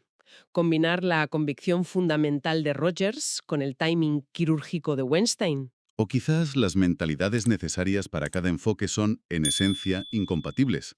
¿Se puede ser a la vez un inversor paciente a largo plazo y un operador nervioso de corto plazo? Ahí queda la pregunta. Algo interesante para seguir explorando. Continuando con nuestro desglose, ahora entramos a analizar la parte 4 titulada La vista desde el piso. Y esta sección nos mete de lleno en un mundo que, bueno, para muchos ya casi ha desaparecido, ¿no? El de los traders de parqué, los floor traders. Un ambiente de presión brutal, decisiones al segundo. Vamos a ver las historias y, sobre todo, qué podemos aprender de tres figuras de esa época: Brian Gelbert, Tom Baldwin y Tony Saliba. Exacto. Hablamos de finales de los 70, los 80, una era donde el parque físico era, vamos, el corazón del mercado. La intensidad era tremenda, exigía habilidades muy específicas, agilidad mental, un control emocional de acero y esa capacidad casi de sexto sentido para leer el flujo de órdenes. Y aunque hoy la tecnología lo ha cambiado todo, las lecciones de esta gente sobre psicología, sobre riesgo, sobre disciplina, siguen siendo oro puro, de verdad. Pues empecemos con Brian Gelbert. Su caso es curioso porque no fue un camino directo al trading por cuenta propia.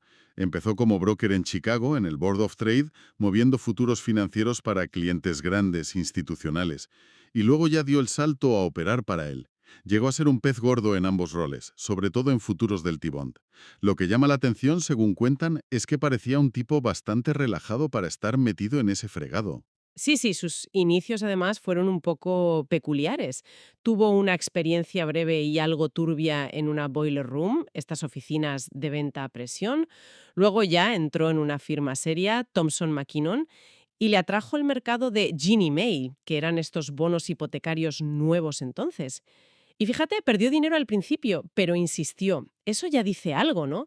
Esa tenacidad temprana por entender por qué fallaba y cómo dominar ese mercado en concreto. Levantó su cartera de clientes, sobre todo de cobertura, los hedgers, desde Salt Lake City, aprendiendo casi sobre la marcha.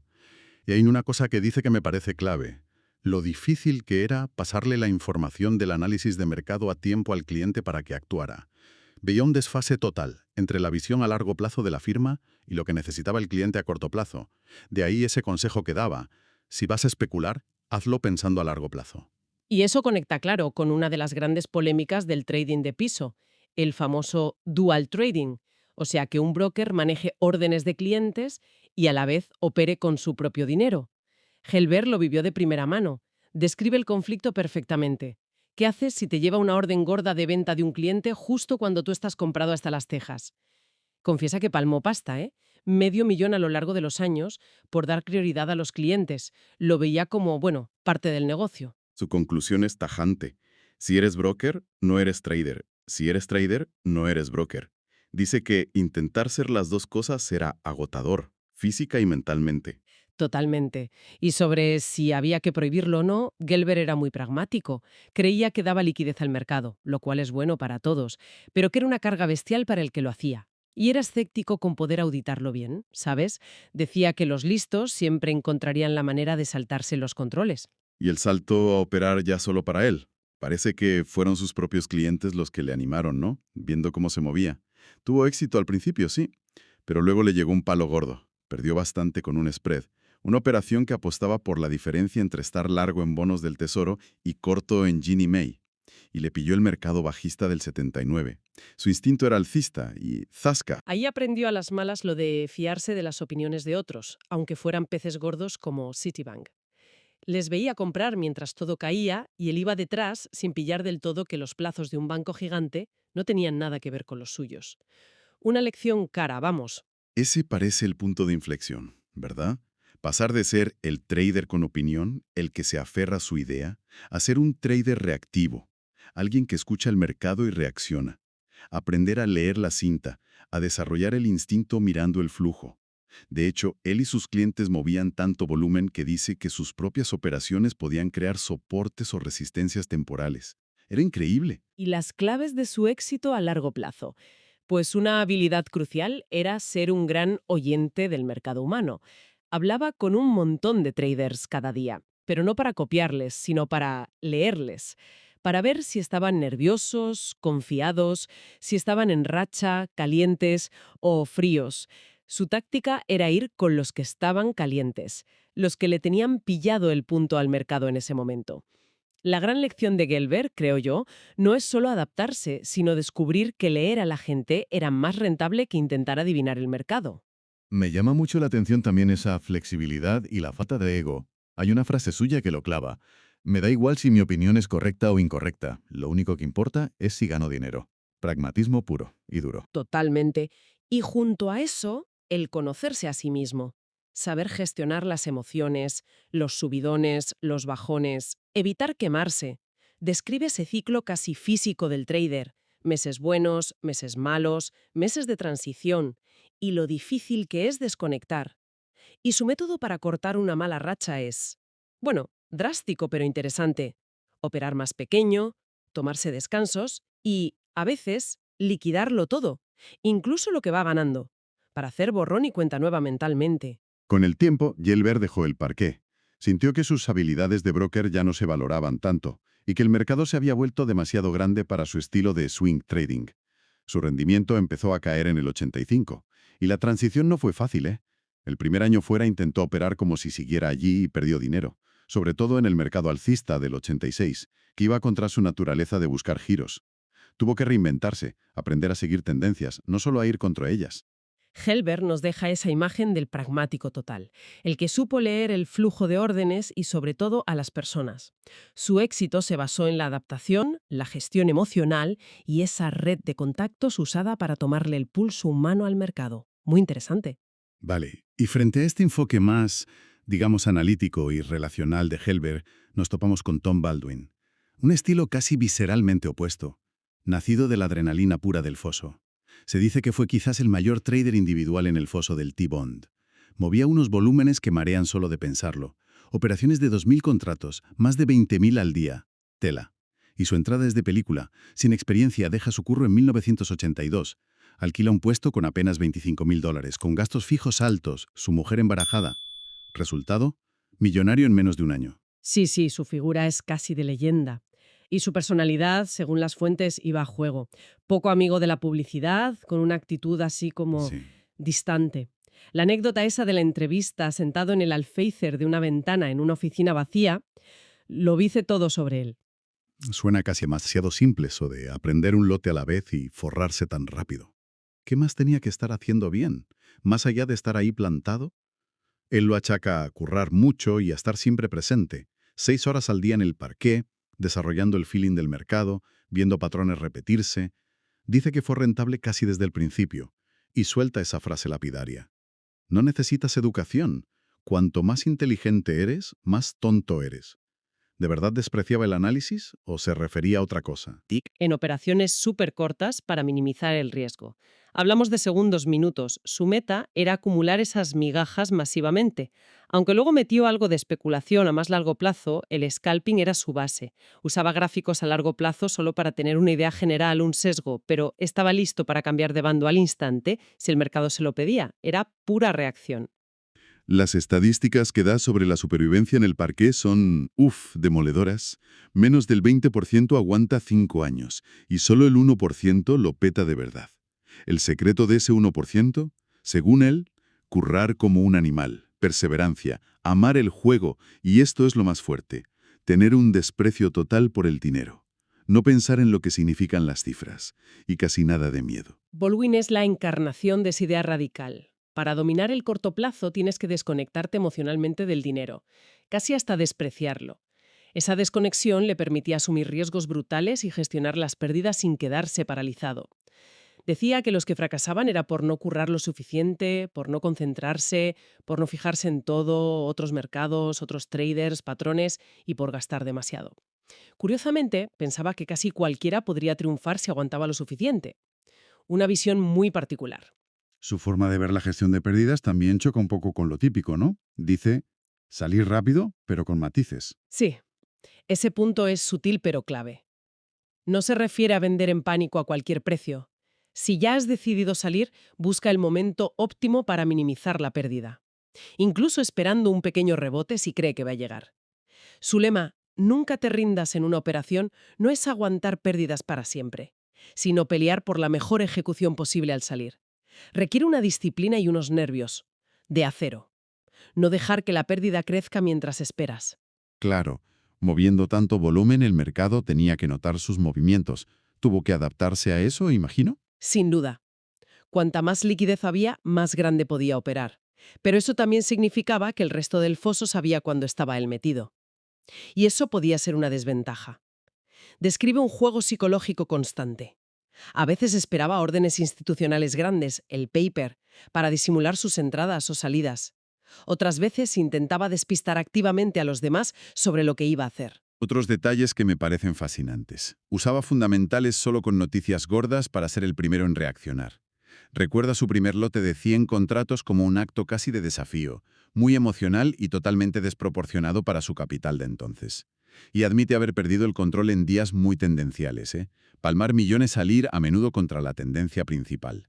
El ejemplo del mínimo de octubre del 87, donde estaba comprado desde mucho más arriba, pone los pelos de punta. Y desconfiaba totalmente de los sistemas automáticos. Decía, si tuvieras un sistema bueno de verdad, lo venderías por $30. Tenía su lógica. Creía que la suerte te la trabajas tú, con preparación y esfuerzo. Observaba a otros traders buenos como indicadores. Y recalca la importancia de no tener ego para poder adaptarte. Su frase, los mejores traders no tienen ego, es muy potente. Al final, decía que ya no le movía el dinero, sino el juego en sí. Baldwin representa esa inversión total en el caos físico del foso. Audacia al límite, una ética de trabajo brutal, desapego emocional del dinero y adaptación constante basada en la observación y el instinto puro. Un perfil muy ligado a la fisicalidad del parqué. Único. Y llegamos a Tony Saliba, trader de opciones en el CBOE, la Bolsa de Opciones de Chicago desde el 78. Su historia empieza al revés que la de Baldwin. Empezó con pasta, con respaldo financiero, tuvo éxito rápido, y luego lo perdió casi todo. Llegó a estar anímicamente hundido. Sí, ese batacazo inicial fue una lección tremenda sobre la volatilidad. Compró unos spreads que apostaban a que la volatilidad seguiría alta en la primavera del 79. Y ¡plaf!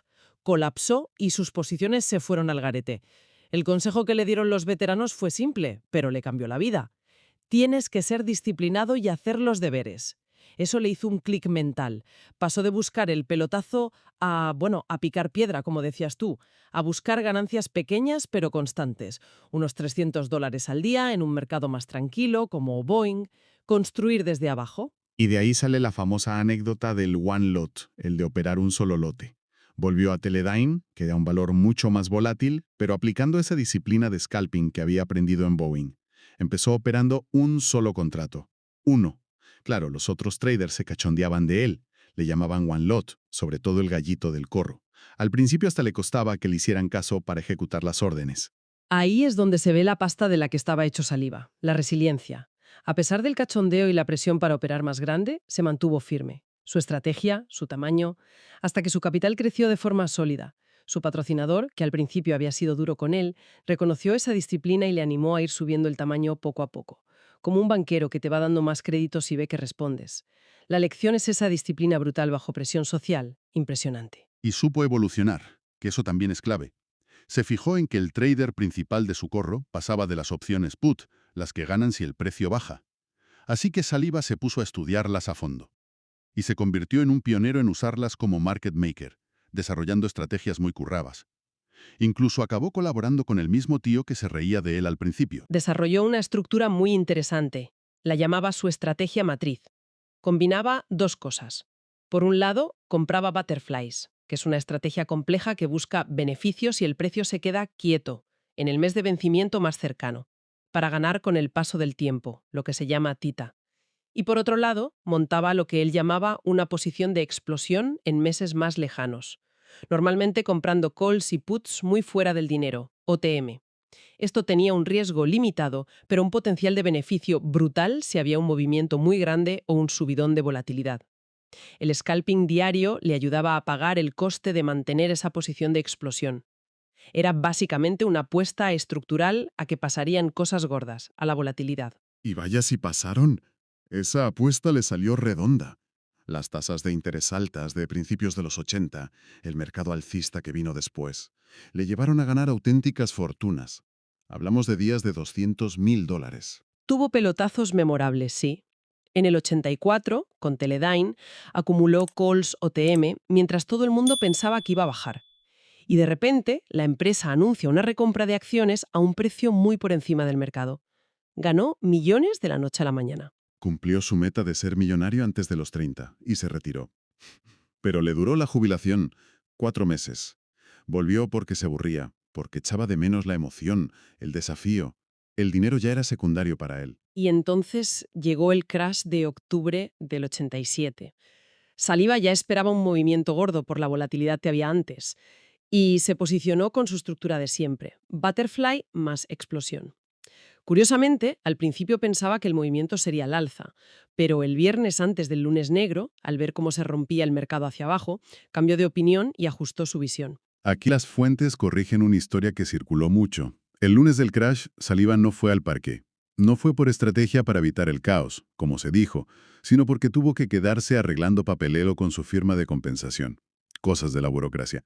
Vendió uno de sus puestos en la bolsa antes de abrir, eso sí, pero lo recompró al día siguiente más barato. Tuvo suerte hasta en eso. La gestión de la posición durante el crash fue magistral. Al cierre del lunes aguantó casi todas sus puts OTM. ¿Por qué? Porque consideraba que la volatilidad implícita, la prima que pagaban, todavía no reflejaba la magnitud del pánico. Increíble visión. Incluso compró más protección para cubrirse.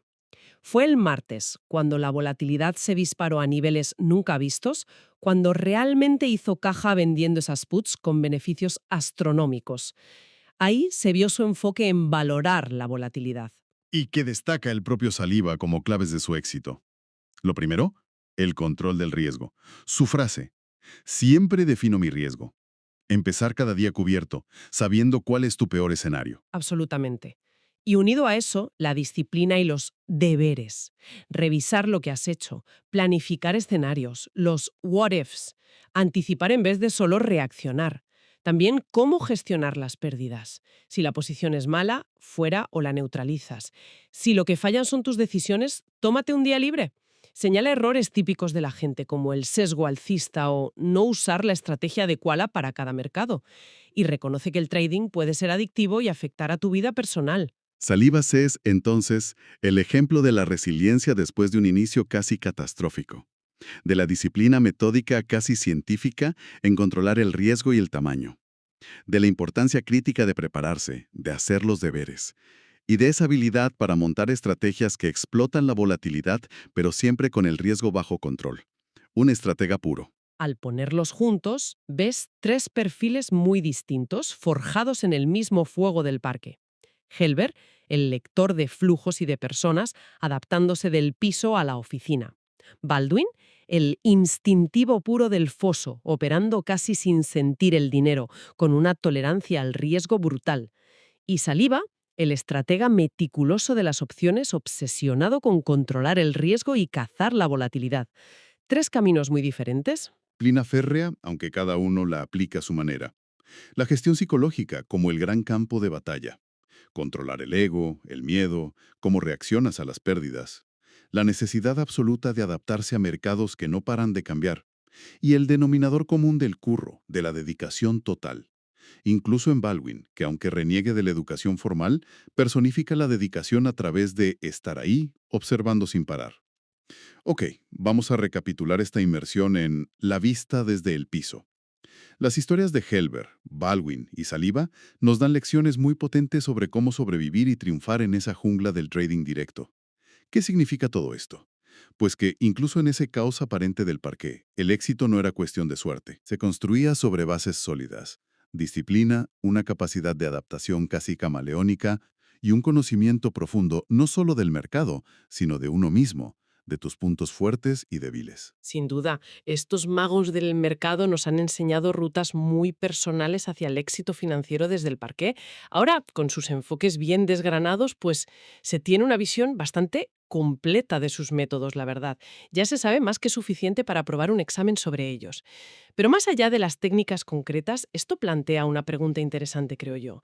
¿Hasta qué punto nuestra personalidad, la forma de ser de cada uno, predetermina no solo nuestro estilo de trading más natural, sino nuestra capacidad para aguantar esa presión psicológica tan bestia? ¿Es realmente posible adoptar con éxito un estilo que va contra tu propia naturaleza? Ahí lo dejo, para que cada cual le dé una vuelta. Sobre la base del capítulo anterior, el autor ahora construye una capa adicional de sofisticación, la parte 5 titulada La psicología del trading. Hoy nos sumergimos en las ideas, rompedoras del Dr. Bankezarp, un psicólogo e investigador que, bueno, volcó su carrera en desentrañar qué diferencia a las mentes ganadoras en los mercados, y lo complementaremos con las propias reflexiones y la experiencia personalísima de Jack Schwager, el autor del libro. Vamos a explorar qué es lo que de verdad separa a los traders consistentemente exitosos de los demás, mucho más allá de tener, digamos, una buena estrategia. ¿Cuáles son esos muros psicológicos con los que casi todos chocamos? ¿Y qué tipo de creencias y estados mentales cultivan activamente los que están en la cima? Nuestra misión hoy es extraer las perlas de sabiduría sobre esta dimensión psicológica tan crucial y a menudo tan subestimada para operar con éxito. El punto de partida de Tharp es muy revelador. Sus propias pérdidas iniciales le llevaron a una conclusión incómoda, pero fundamental. El problema principal era él mismo, su propia psicología, no solo el mercado o sus métodos. Esa honestidad brutal le lanzó a investigar la psicología del éxito en este campo. Precisamente, esa capacidad de autoanálisis es, yo diría, el primer paso. Y a raíz de eso, TARP desarrolló el Investment Psychology Inventory, que es, bueno, una herramienta diseñada específicamente para medir rasgos psicológicos asociados al éxito, o al fracaso, claro, en la inversión y el trading. Su investigación le permitió identificar 11 áreas clave, que luego agrupó en 3 grandes factores. El primero, y quizá el más importante, es el factor puramente psicológico. Aquí entra la actitud general hacia el mercado y hacia uno mismo, la motivación profunda para operar, la ausencia de conflictos internos que nos sabotean, y algo crucial, la asunción total de responsabilidad por los resultados, tanto los buenos como los malos. Asumir lo que haces, básicamente. Exacto. El segundo factor agrupa la gestión y la disciplina. Esto incluye elementos como el control férreo del riesgo, la paciencia para esperar las oportunidades correctas y, bueno, para dejar correr las ganancias. Y curiosamente, TARP también incluyó aquí la intuición, aunque admitió que en sus test iniciales no encontró una correlación estadística directa con el éxito. Qué curioso eso. ¿Sí? Y el tercer factor es el de la toma de decisiones. Aquí está el conocimiento técnico y atención aquí, porque encontró que tenía sorprendentemente poca correlación directa con el éxito en sus pruebas. Anda, eso sí que choca con lo que se suele pensar. Totalmente. Choca con la creencia popular de que saber mucho análisis técnico es la clave. Pues según TARP, no tanto. Lo importante en este factor es la habilidad para tomar decisiones sin caer en los sesgos cognitivos habituales y la capacidad de pensar de forma independiente, o sea, sin seguir al rebaño. Y con base en estos factores, Tharp dibuja un perfil bastante claro del trader perdedor recurrente, ¿no? Hablamos de alguien que opera bajo estrés constante, con una actitud negativa, temerosa, lleno de conflictos internos no resueltos sobre el dinero o el éxito, que tiende a culpar a factores externos, el mercado, el broker, las noticias por sus fracasos, que opera sin reglas claras o peor, las incumple sistemáticamente, que sigue a la multitud de los momentos claves, es desorganizado en su enfoque y, bueno, tremendamente impaciente. busca acción constante en lugar de oportunidades de calidad, es un perfil que resuena con muchas historias que se escuchan en el mundo del trading, ¿verdad? Sin duda, son patrones muy reconocibles. Y Tharp profundiza e identifica varios impedimentos psicológicos primarios que la mayoría de traders, incluso los experimentados, enfrentan en algún momento. El primero es el manejo del riesgo, o más bien, el mal manejo. Todos conocemos el mantra: corta las pérdidas rápido, deja correr las ganancias. Sí, la teoría nos la sabemos todos. Claro, pero aplicarlo va contra nuestra naturaleza. Tendemos a ser adversos al riesgo con los beneficios. Queremos asegurar esa ganancia pequeña por miedo a que desaparezca y, paradójicamente, nos volvemos buscadores de riesgo con las pérdidas. Es decir, preferimos mantener una posición perdedora con la esperanza de que se recupere, en lugar de aceptar una pérdida pequeña pero segura. Es curioso porque parece ir contra toda lógica intuitiva de supervivencia, ¿no? Querer arriesgar más precisamente cuando ya estás perdiendo. Exactamente. Es una trampa psicológica muy común. La solución que propone Tharp es un cambio de enfoque radical. Tratar el trading como si fuera un juego. Pero ojo, un juego con reglas muy claras y definidas previamente. Y lo más importante, evaluar el desempeño diario basándose en el seguimiento riguroso de esas reglas, no en el resultado monetario del día. O sea, centrarse en el proceso. Eso es. Si seguiste tu plan y tus reglas al pie de la letra, fue un buen día de trading en términos de proceso, incluso si acabaste perdiendo dinero en esa jornada. Se trata de enfocarse en lo que puedes controlar, tu comportamiento. Entendido. El segundo gran obstáculo que identifica es el manejo del estrés, algo que todos experimentamos, pero que en trading puede ser letal. Correcto. El estrés crónico, ya sea en forma de preocupación constante o como la respuesta fisiológica de lucha-huida, limita drásticamente nuestra capacidad cognitiva. Reduce nuestro campo de visión, nos hace procesar la información de forma sesgada, nos vuelve mucho más propensos a seguir a la multitud, que suele ser una estrategia perdedora en los mercados, y nos lleva a gastar una enorme cantidad de energía mental y emocional en decisiones irracionales, como resistirnos a cerrar posiciones perdedoras que no hacen más que empeorar.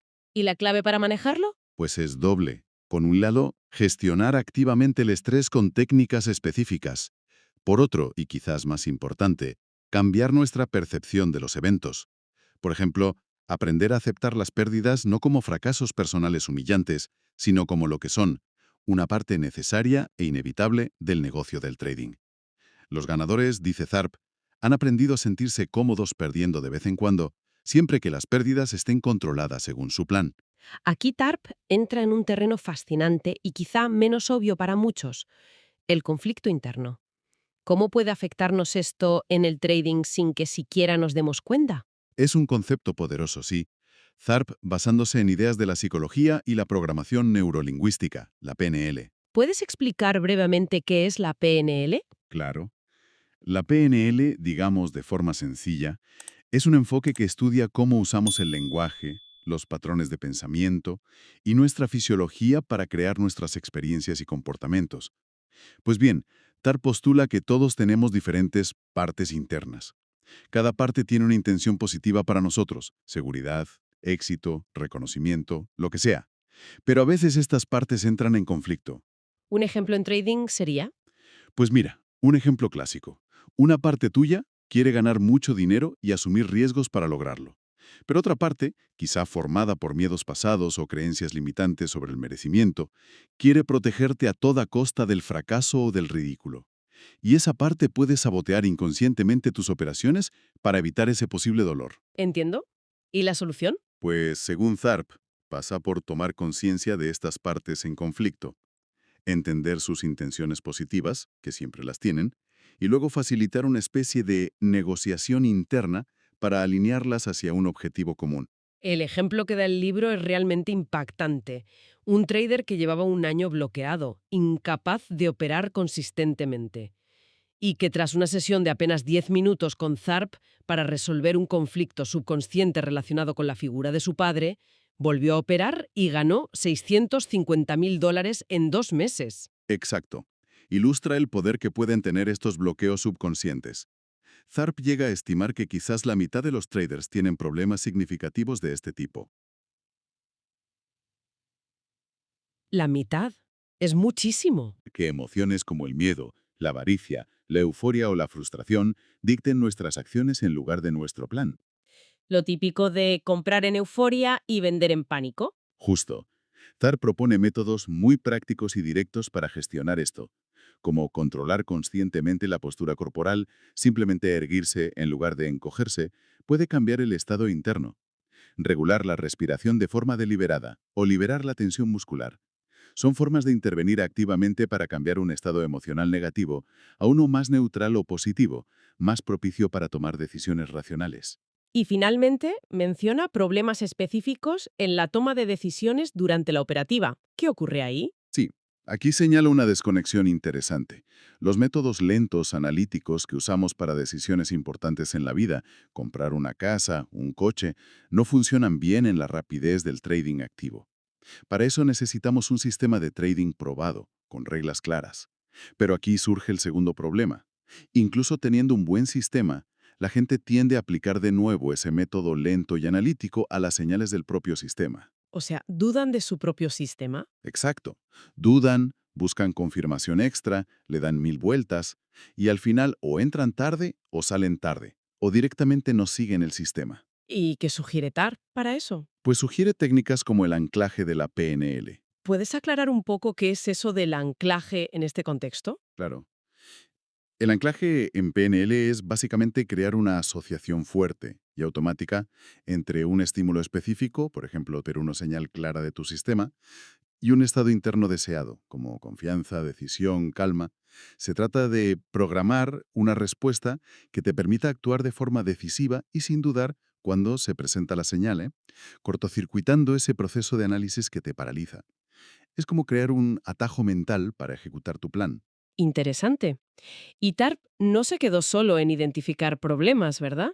Evolucionó hacia una visión más constructiva. Pasó de intentar predecir quién podría ser un buen trader a creer firmemente que cualquiera que esté realmente comprometido puede aprender a ganar. Su enfoque se desplazó hacia el modelado de la excelencia. Exacto. Se centró en identificar y duplicar los 3 factores clave que distinguen a los traders consistentemente exitosos. Sus creencias fundamentales sobre el mercado y sobre sí mismos. Sus estados mentales predominantes mientras operan. Y sus estrategias mentales. O sea, la secuencia específica de pensamientos y representaciones internas que siguen. Pone el ejemplo de cómo aplicaron técnicas de modelado similares en el ejército de EUE para entrenar a tiradores de élite. Consiguieron resultados espectaculares y redujeron drásticamente el tiempo de formación. Enseñándoles a pensar como los expertos. Justo eso. Enseñándoles a pensar y sentir como los expertos. Hablemos de esas creencias. Parecen ser la base de todo. Son absolutamente fundamentales, sí, el pilar sobre el que se construye todo lo demás.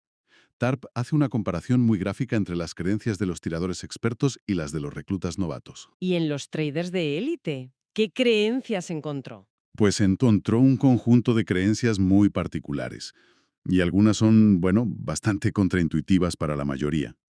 Te las resumo. 1. El dinero no es lo importante. Este es quizá el más chocante. Se centran obsesivamente en el proceso, en ejecutar su plan a la perfección. El dinero es la consecuencia, no el objetivo. Curioso. 2. Está perfectamente bien perder en los mercados. Aceptan las pérdidas como parte del negocio, un coste operativo. No las ven como un reflejo de su valía. 3. El trading es un juego. Ojo, no de azar, sino un juego de probabilidades con reyes. Este enfoque les ayuda a mantener la distancia emocional. Un juego serio, digamos. Eso es. 4. El ensayo mental es crucial para el éxito. Visualizan escenarios, planifican respuestas, repasan operaciones mentalmente. Se preparan. Y 5. Han ganado el juego antes de empezar. Esta es la creencia en la confianza profunda. No es arrogancia, sino convicción basada en su preparación, su método probado y su compromiso. Esa última creencia de haber ganado antes de empezar suena potente, pero ¿cómo se distingue esa confianza ganada de la pura arrogancia del principiante que puede ser tan peligrosa y llevar al desastre? Todos conocemos casos. Es una distinción absolutamente crítica, sí. THARP insiste en que la confianza justificada de los traders de élite no es una bravuconada aislada ni optimismo vacío. Proviene de una constelación coherente de creencias, no solo de la confianza por sí misma. Se fundamenta en pruebas extensivas, rigurosas y objetivas de su metodología de trading. Saben que tienen una ventaja estadística. Y lo más importante, surge de un compromiso profundo, real y sostenido con ser un trader profesional. Con toda la disciplina, el trabajo y la mejora continua que eso implica. Es una confianza que se ha ganado a pulso, no una ilusión. Entendido, queda claro. Y además de las creencias, mencionaste los estados mentales y las estrategias mentales, como los otros dos pilares a modelar. ¿Cómo se trabaja eso? El control del estado mental es vital, y el primer paso ineludible, según Tharp, es asumir la responsabilidad radical por los resultados, dejar de culpar al mercado, al broker, a la mala suerte, lo que él llama owning problems, adueñarse de los problemas. De nuevo, la responsabilidad. Siempre. Solo cuando aceptas que tus resultados dependen de tus acciones, percepciones y decisiones, tienes el poder de empezar a cambiar. A partir de ahí, se trata de identificar activamente los estados mentales problemáticos que sabotean tu trading. Impaciencia, miedo, ira, euforia desmedida. Y usar técnicas conscientes para cambiarlos. Describe un ejercicio muy simple pero efectivo. Si te encuentras en un estado improductivo, te levantas físicamente de la silla. Te observas a ti mismo como desde fuera. Tu postura, tu respiración. Imaginas vívidamente cómo sería estar en un estado más útil, calmado, enfocado, objetivo. Y luego te sientas de nuevo adoptando conscientemente esa nueva fisiología y mentalidad. Parece sencillo, pero supongo que requiere práctica. Desde luego. Y en cuanto a las estrategias mentales, se refieren a la secuencia específica de representaciones internas. Lo que vemos en la mente, lo que nos decimos, lo que sentimos, al procesar información y tomar decisiones. Una estrategia mental como veo señal, reconozco, me preocupo, me siento ansioso y me bloqueo, es obviamente ineficaz. En cambio, una estrategia modelada de un experto podría ser veo señal, reconozco que cumple mis criterios, siento confianza en mi plan, ejecuto. Se trata de identificar tu secuencia actual y, si es mala, modelar e instalar conscientemente una estrategia mental más simple y efectiva para seguir tu sistema sin interferencias. Entonces, la clave es una secuencia casi automática. Una vez que la señal cumple los criterios del sistema, En esencia, sí. Se busca una ejecución fluida y consistente del plan, minimizando la deliberación y la emoción en el momento de actuar. La preparación y el análisis se hacen antes. Cuando llega la señal, la estrategia mental óptima facilita la acción disciplinada. todo esto conecta de forma muy directa con la experiencia personal que comparte el propio Jack Schwager en el capítulo The Trade.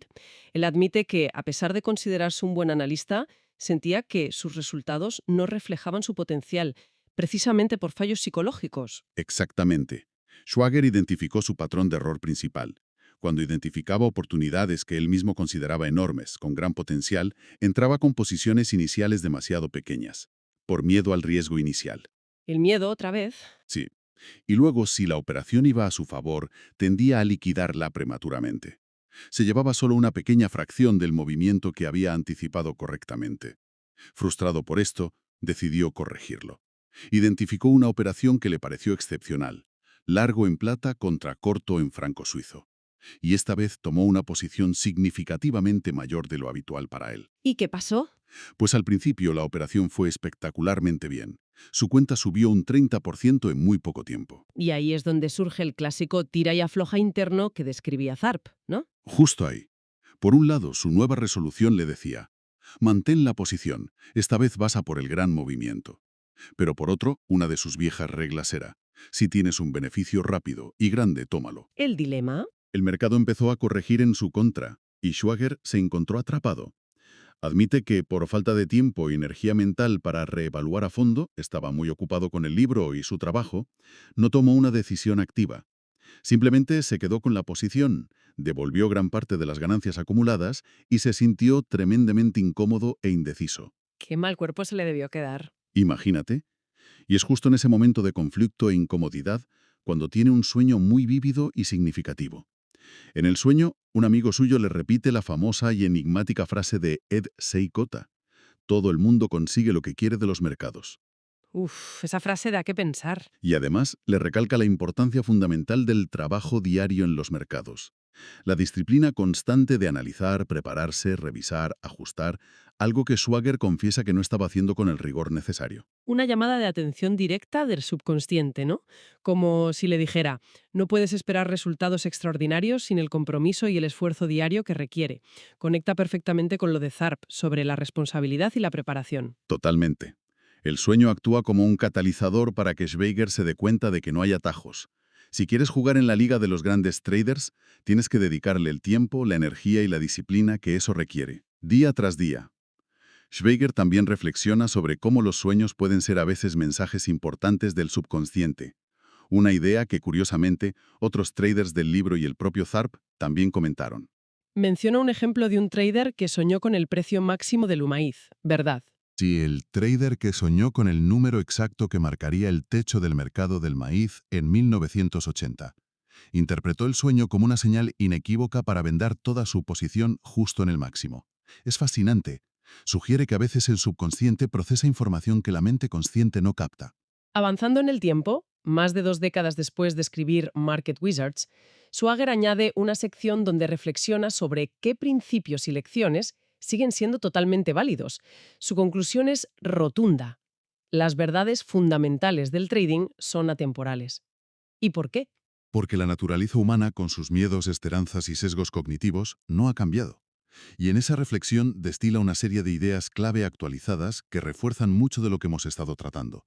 Por ejemplo, insiste en la importancia vital de distinguir entre operaciones buenas y malas basándose en el proceso, no en el resultado puntual. Lo que comentabas antes de Tharp. Exacto. Una operación puede seguir tu plan a la perfección, buena, y aún así perder dinero. Otra puede ser una improvisación impulsiva, mala, y dar beneficios por pura fuerte. A largo plazo, solo el proceso correcto te lleva a la consistencia. También recalca que la implementación de la operación, cómo entras, dónde pones el stop, cómo gestionas, cómo sales, es tan crítica o a veces más que simplemente tener razón sobre la dirección del precio. No basta con acertar, hay que materializarlo. Eso es. Tienes que asegurarte de que esa predicción se traduzca en beneficios reales, y eso a veces requiere tomar acciones incómodas psicológicamente, como añadir una posición ganadora si el sistema lo indica, en lugar de esperar una corrección que quizás nunca llegue. Menciona también explícitamente la paciencia. Saber esperar. Sí, subraya que saber estar fuera del mercado, tener la paciencia para esperar las oportunidades que cumplen tus criterios de alta probabilidad, es una habilidad tan importante como saber cuándo entrar y salir. Y por supuesto reitera que el control del riesgo es absolutamente primordial, la base de todo éxito sostenible. Hay que aceptar como coste inevitable tener pequeñas pérdidas frecuentes.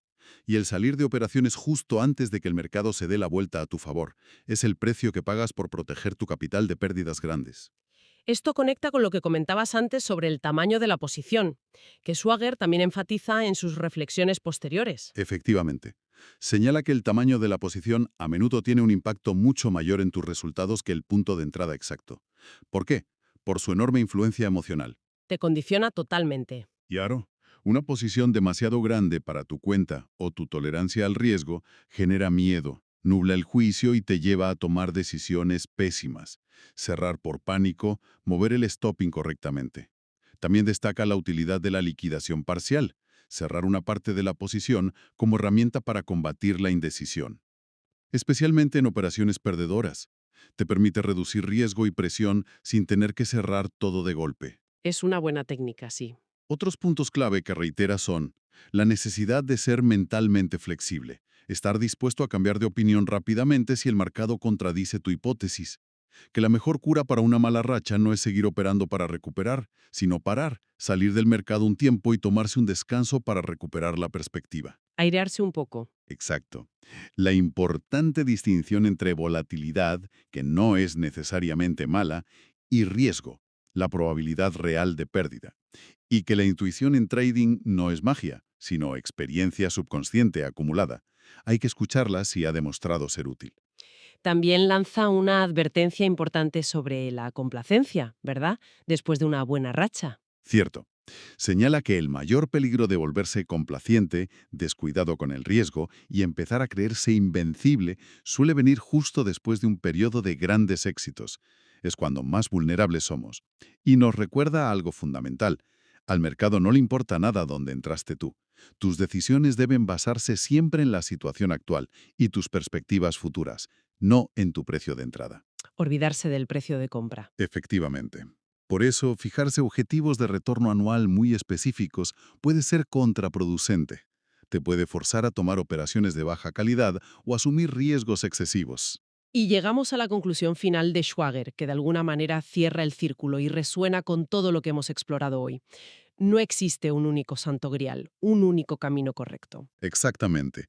El verdadero éxito sostenible reside en que cada individuo encuentre, desarrolle y refine un enfoque, una metodología, un estilo de gestión y, sobre todo, un marco mental que encaje profundamente con su propia personalidad, con sus fortalezas, sus debilidades, su tolerancia al riesgo. No se trata de intentar copiar ciegamente lo que hace otro trader, por muy exitoso que sea. Lo que funciona para uno puede ser desastroso para otro con una psicología diferente. Queda meridianamente claro, tras este análisis en profundidad de Tarp y Schwager, que operar en los mercados es en una proporción enorme un desafío psicológico monumental. Requiere no solo conocimiento técnico, sino un autoconocimiento profundo, una disciplina férrea, casi espartana, la construcción deliberada de un sistema de creencias robusto. Y como decías, encontrar y apegarse a un enfoque que resuene auténticamente con quienes somos como individuos. Y quizás la reflexión final para quien nos escucha podría ser esta. En la búsqueda constante de la ventaja en los mercados, más allá de perseguir sistemas cada vez más complejos, indicadores secretos o la próxima gran predicción, podría ser que la verdadera ventaja competitiva, duradera y sostenible no radique en nada externo, sino en el trabajo interno, continuo y a menudo arduo, de dominar nuestro propio paisaje interior, nuestras emociones, creencias y reacciones frente a la incertidumbre constante del mercado. Una pregunta poderosa y fundamental para seguir explorando. No se olvide de dar like, suscribirse y activar las notificaciones para no perderse el siguiente análisis. Y esto fue un episodio más en La Mente del Mercado. Gracias por escuchar, sigan cuestionando, sigan aprendiendo y sobre todo, sigan decodificando.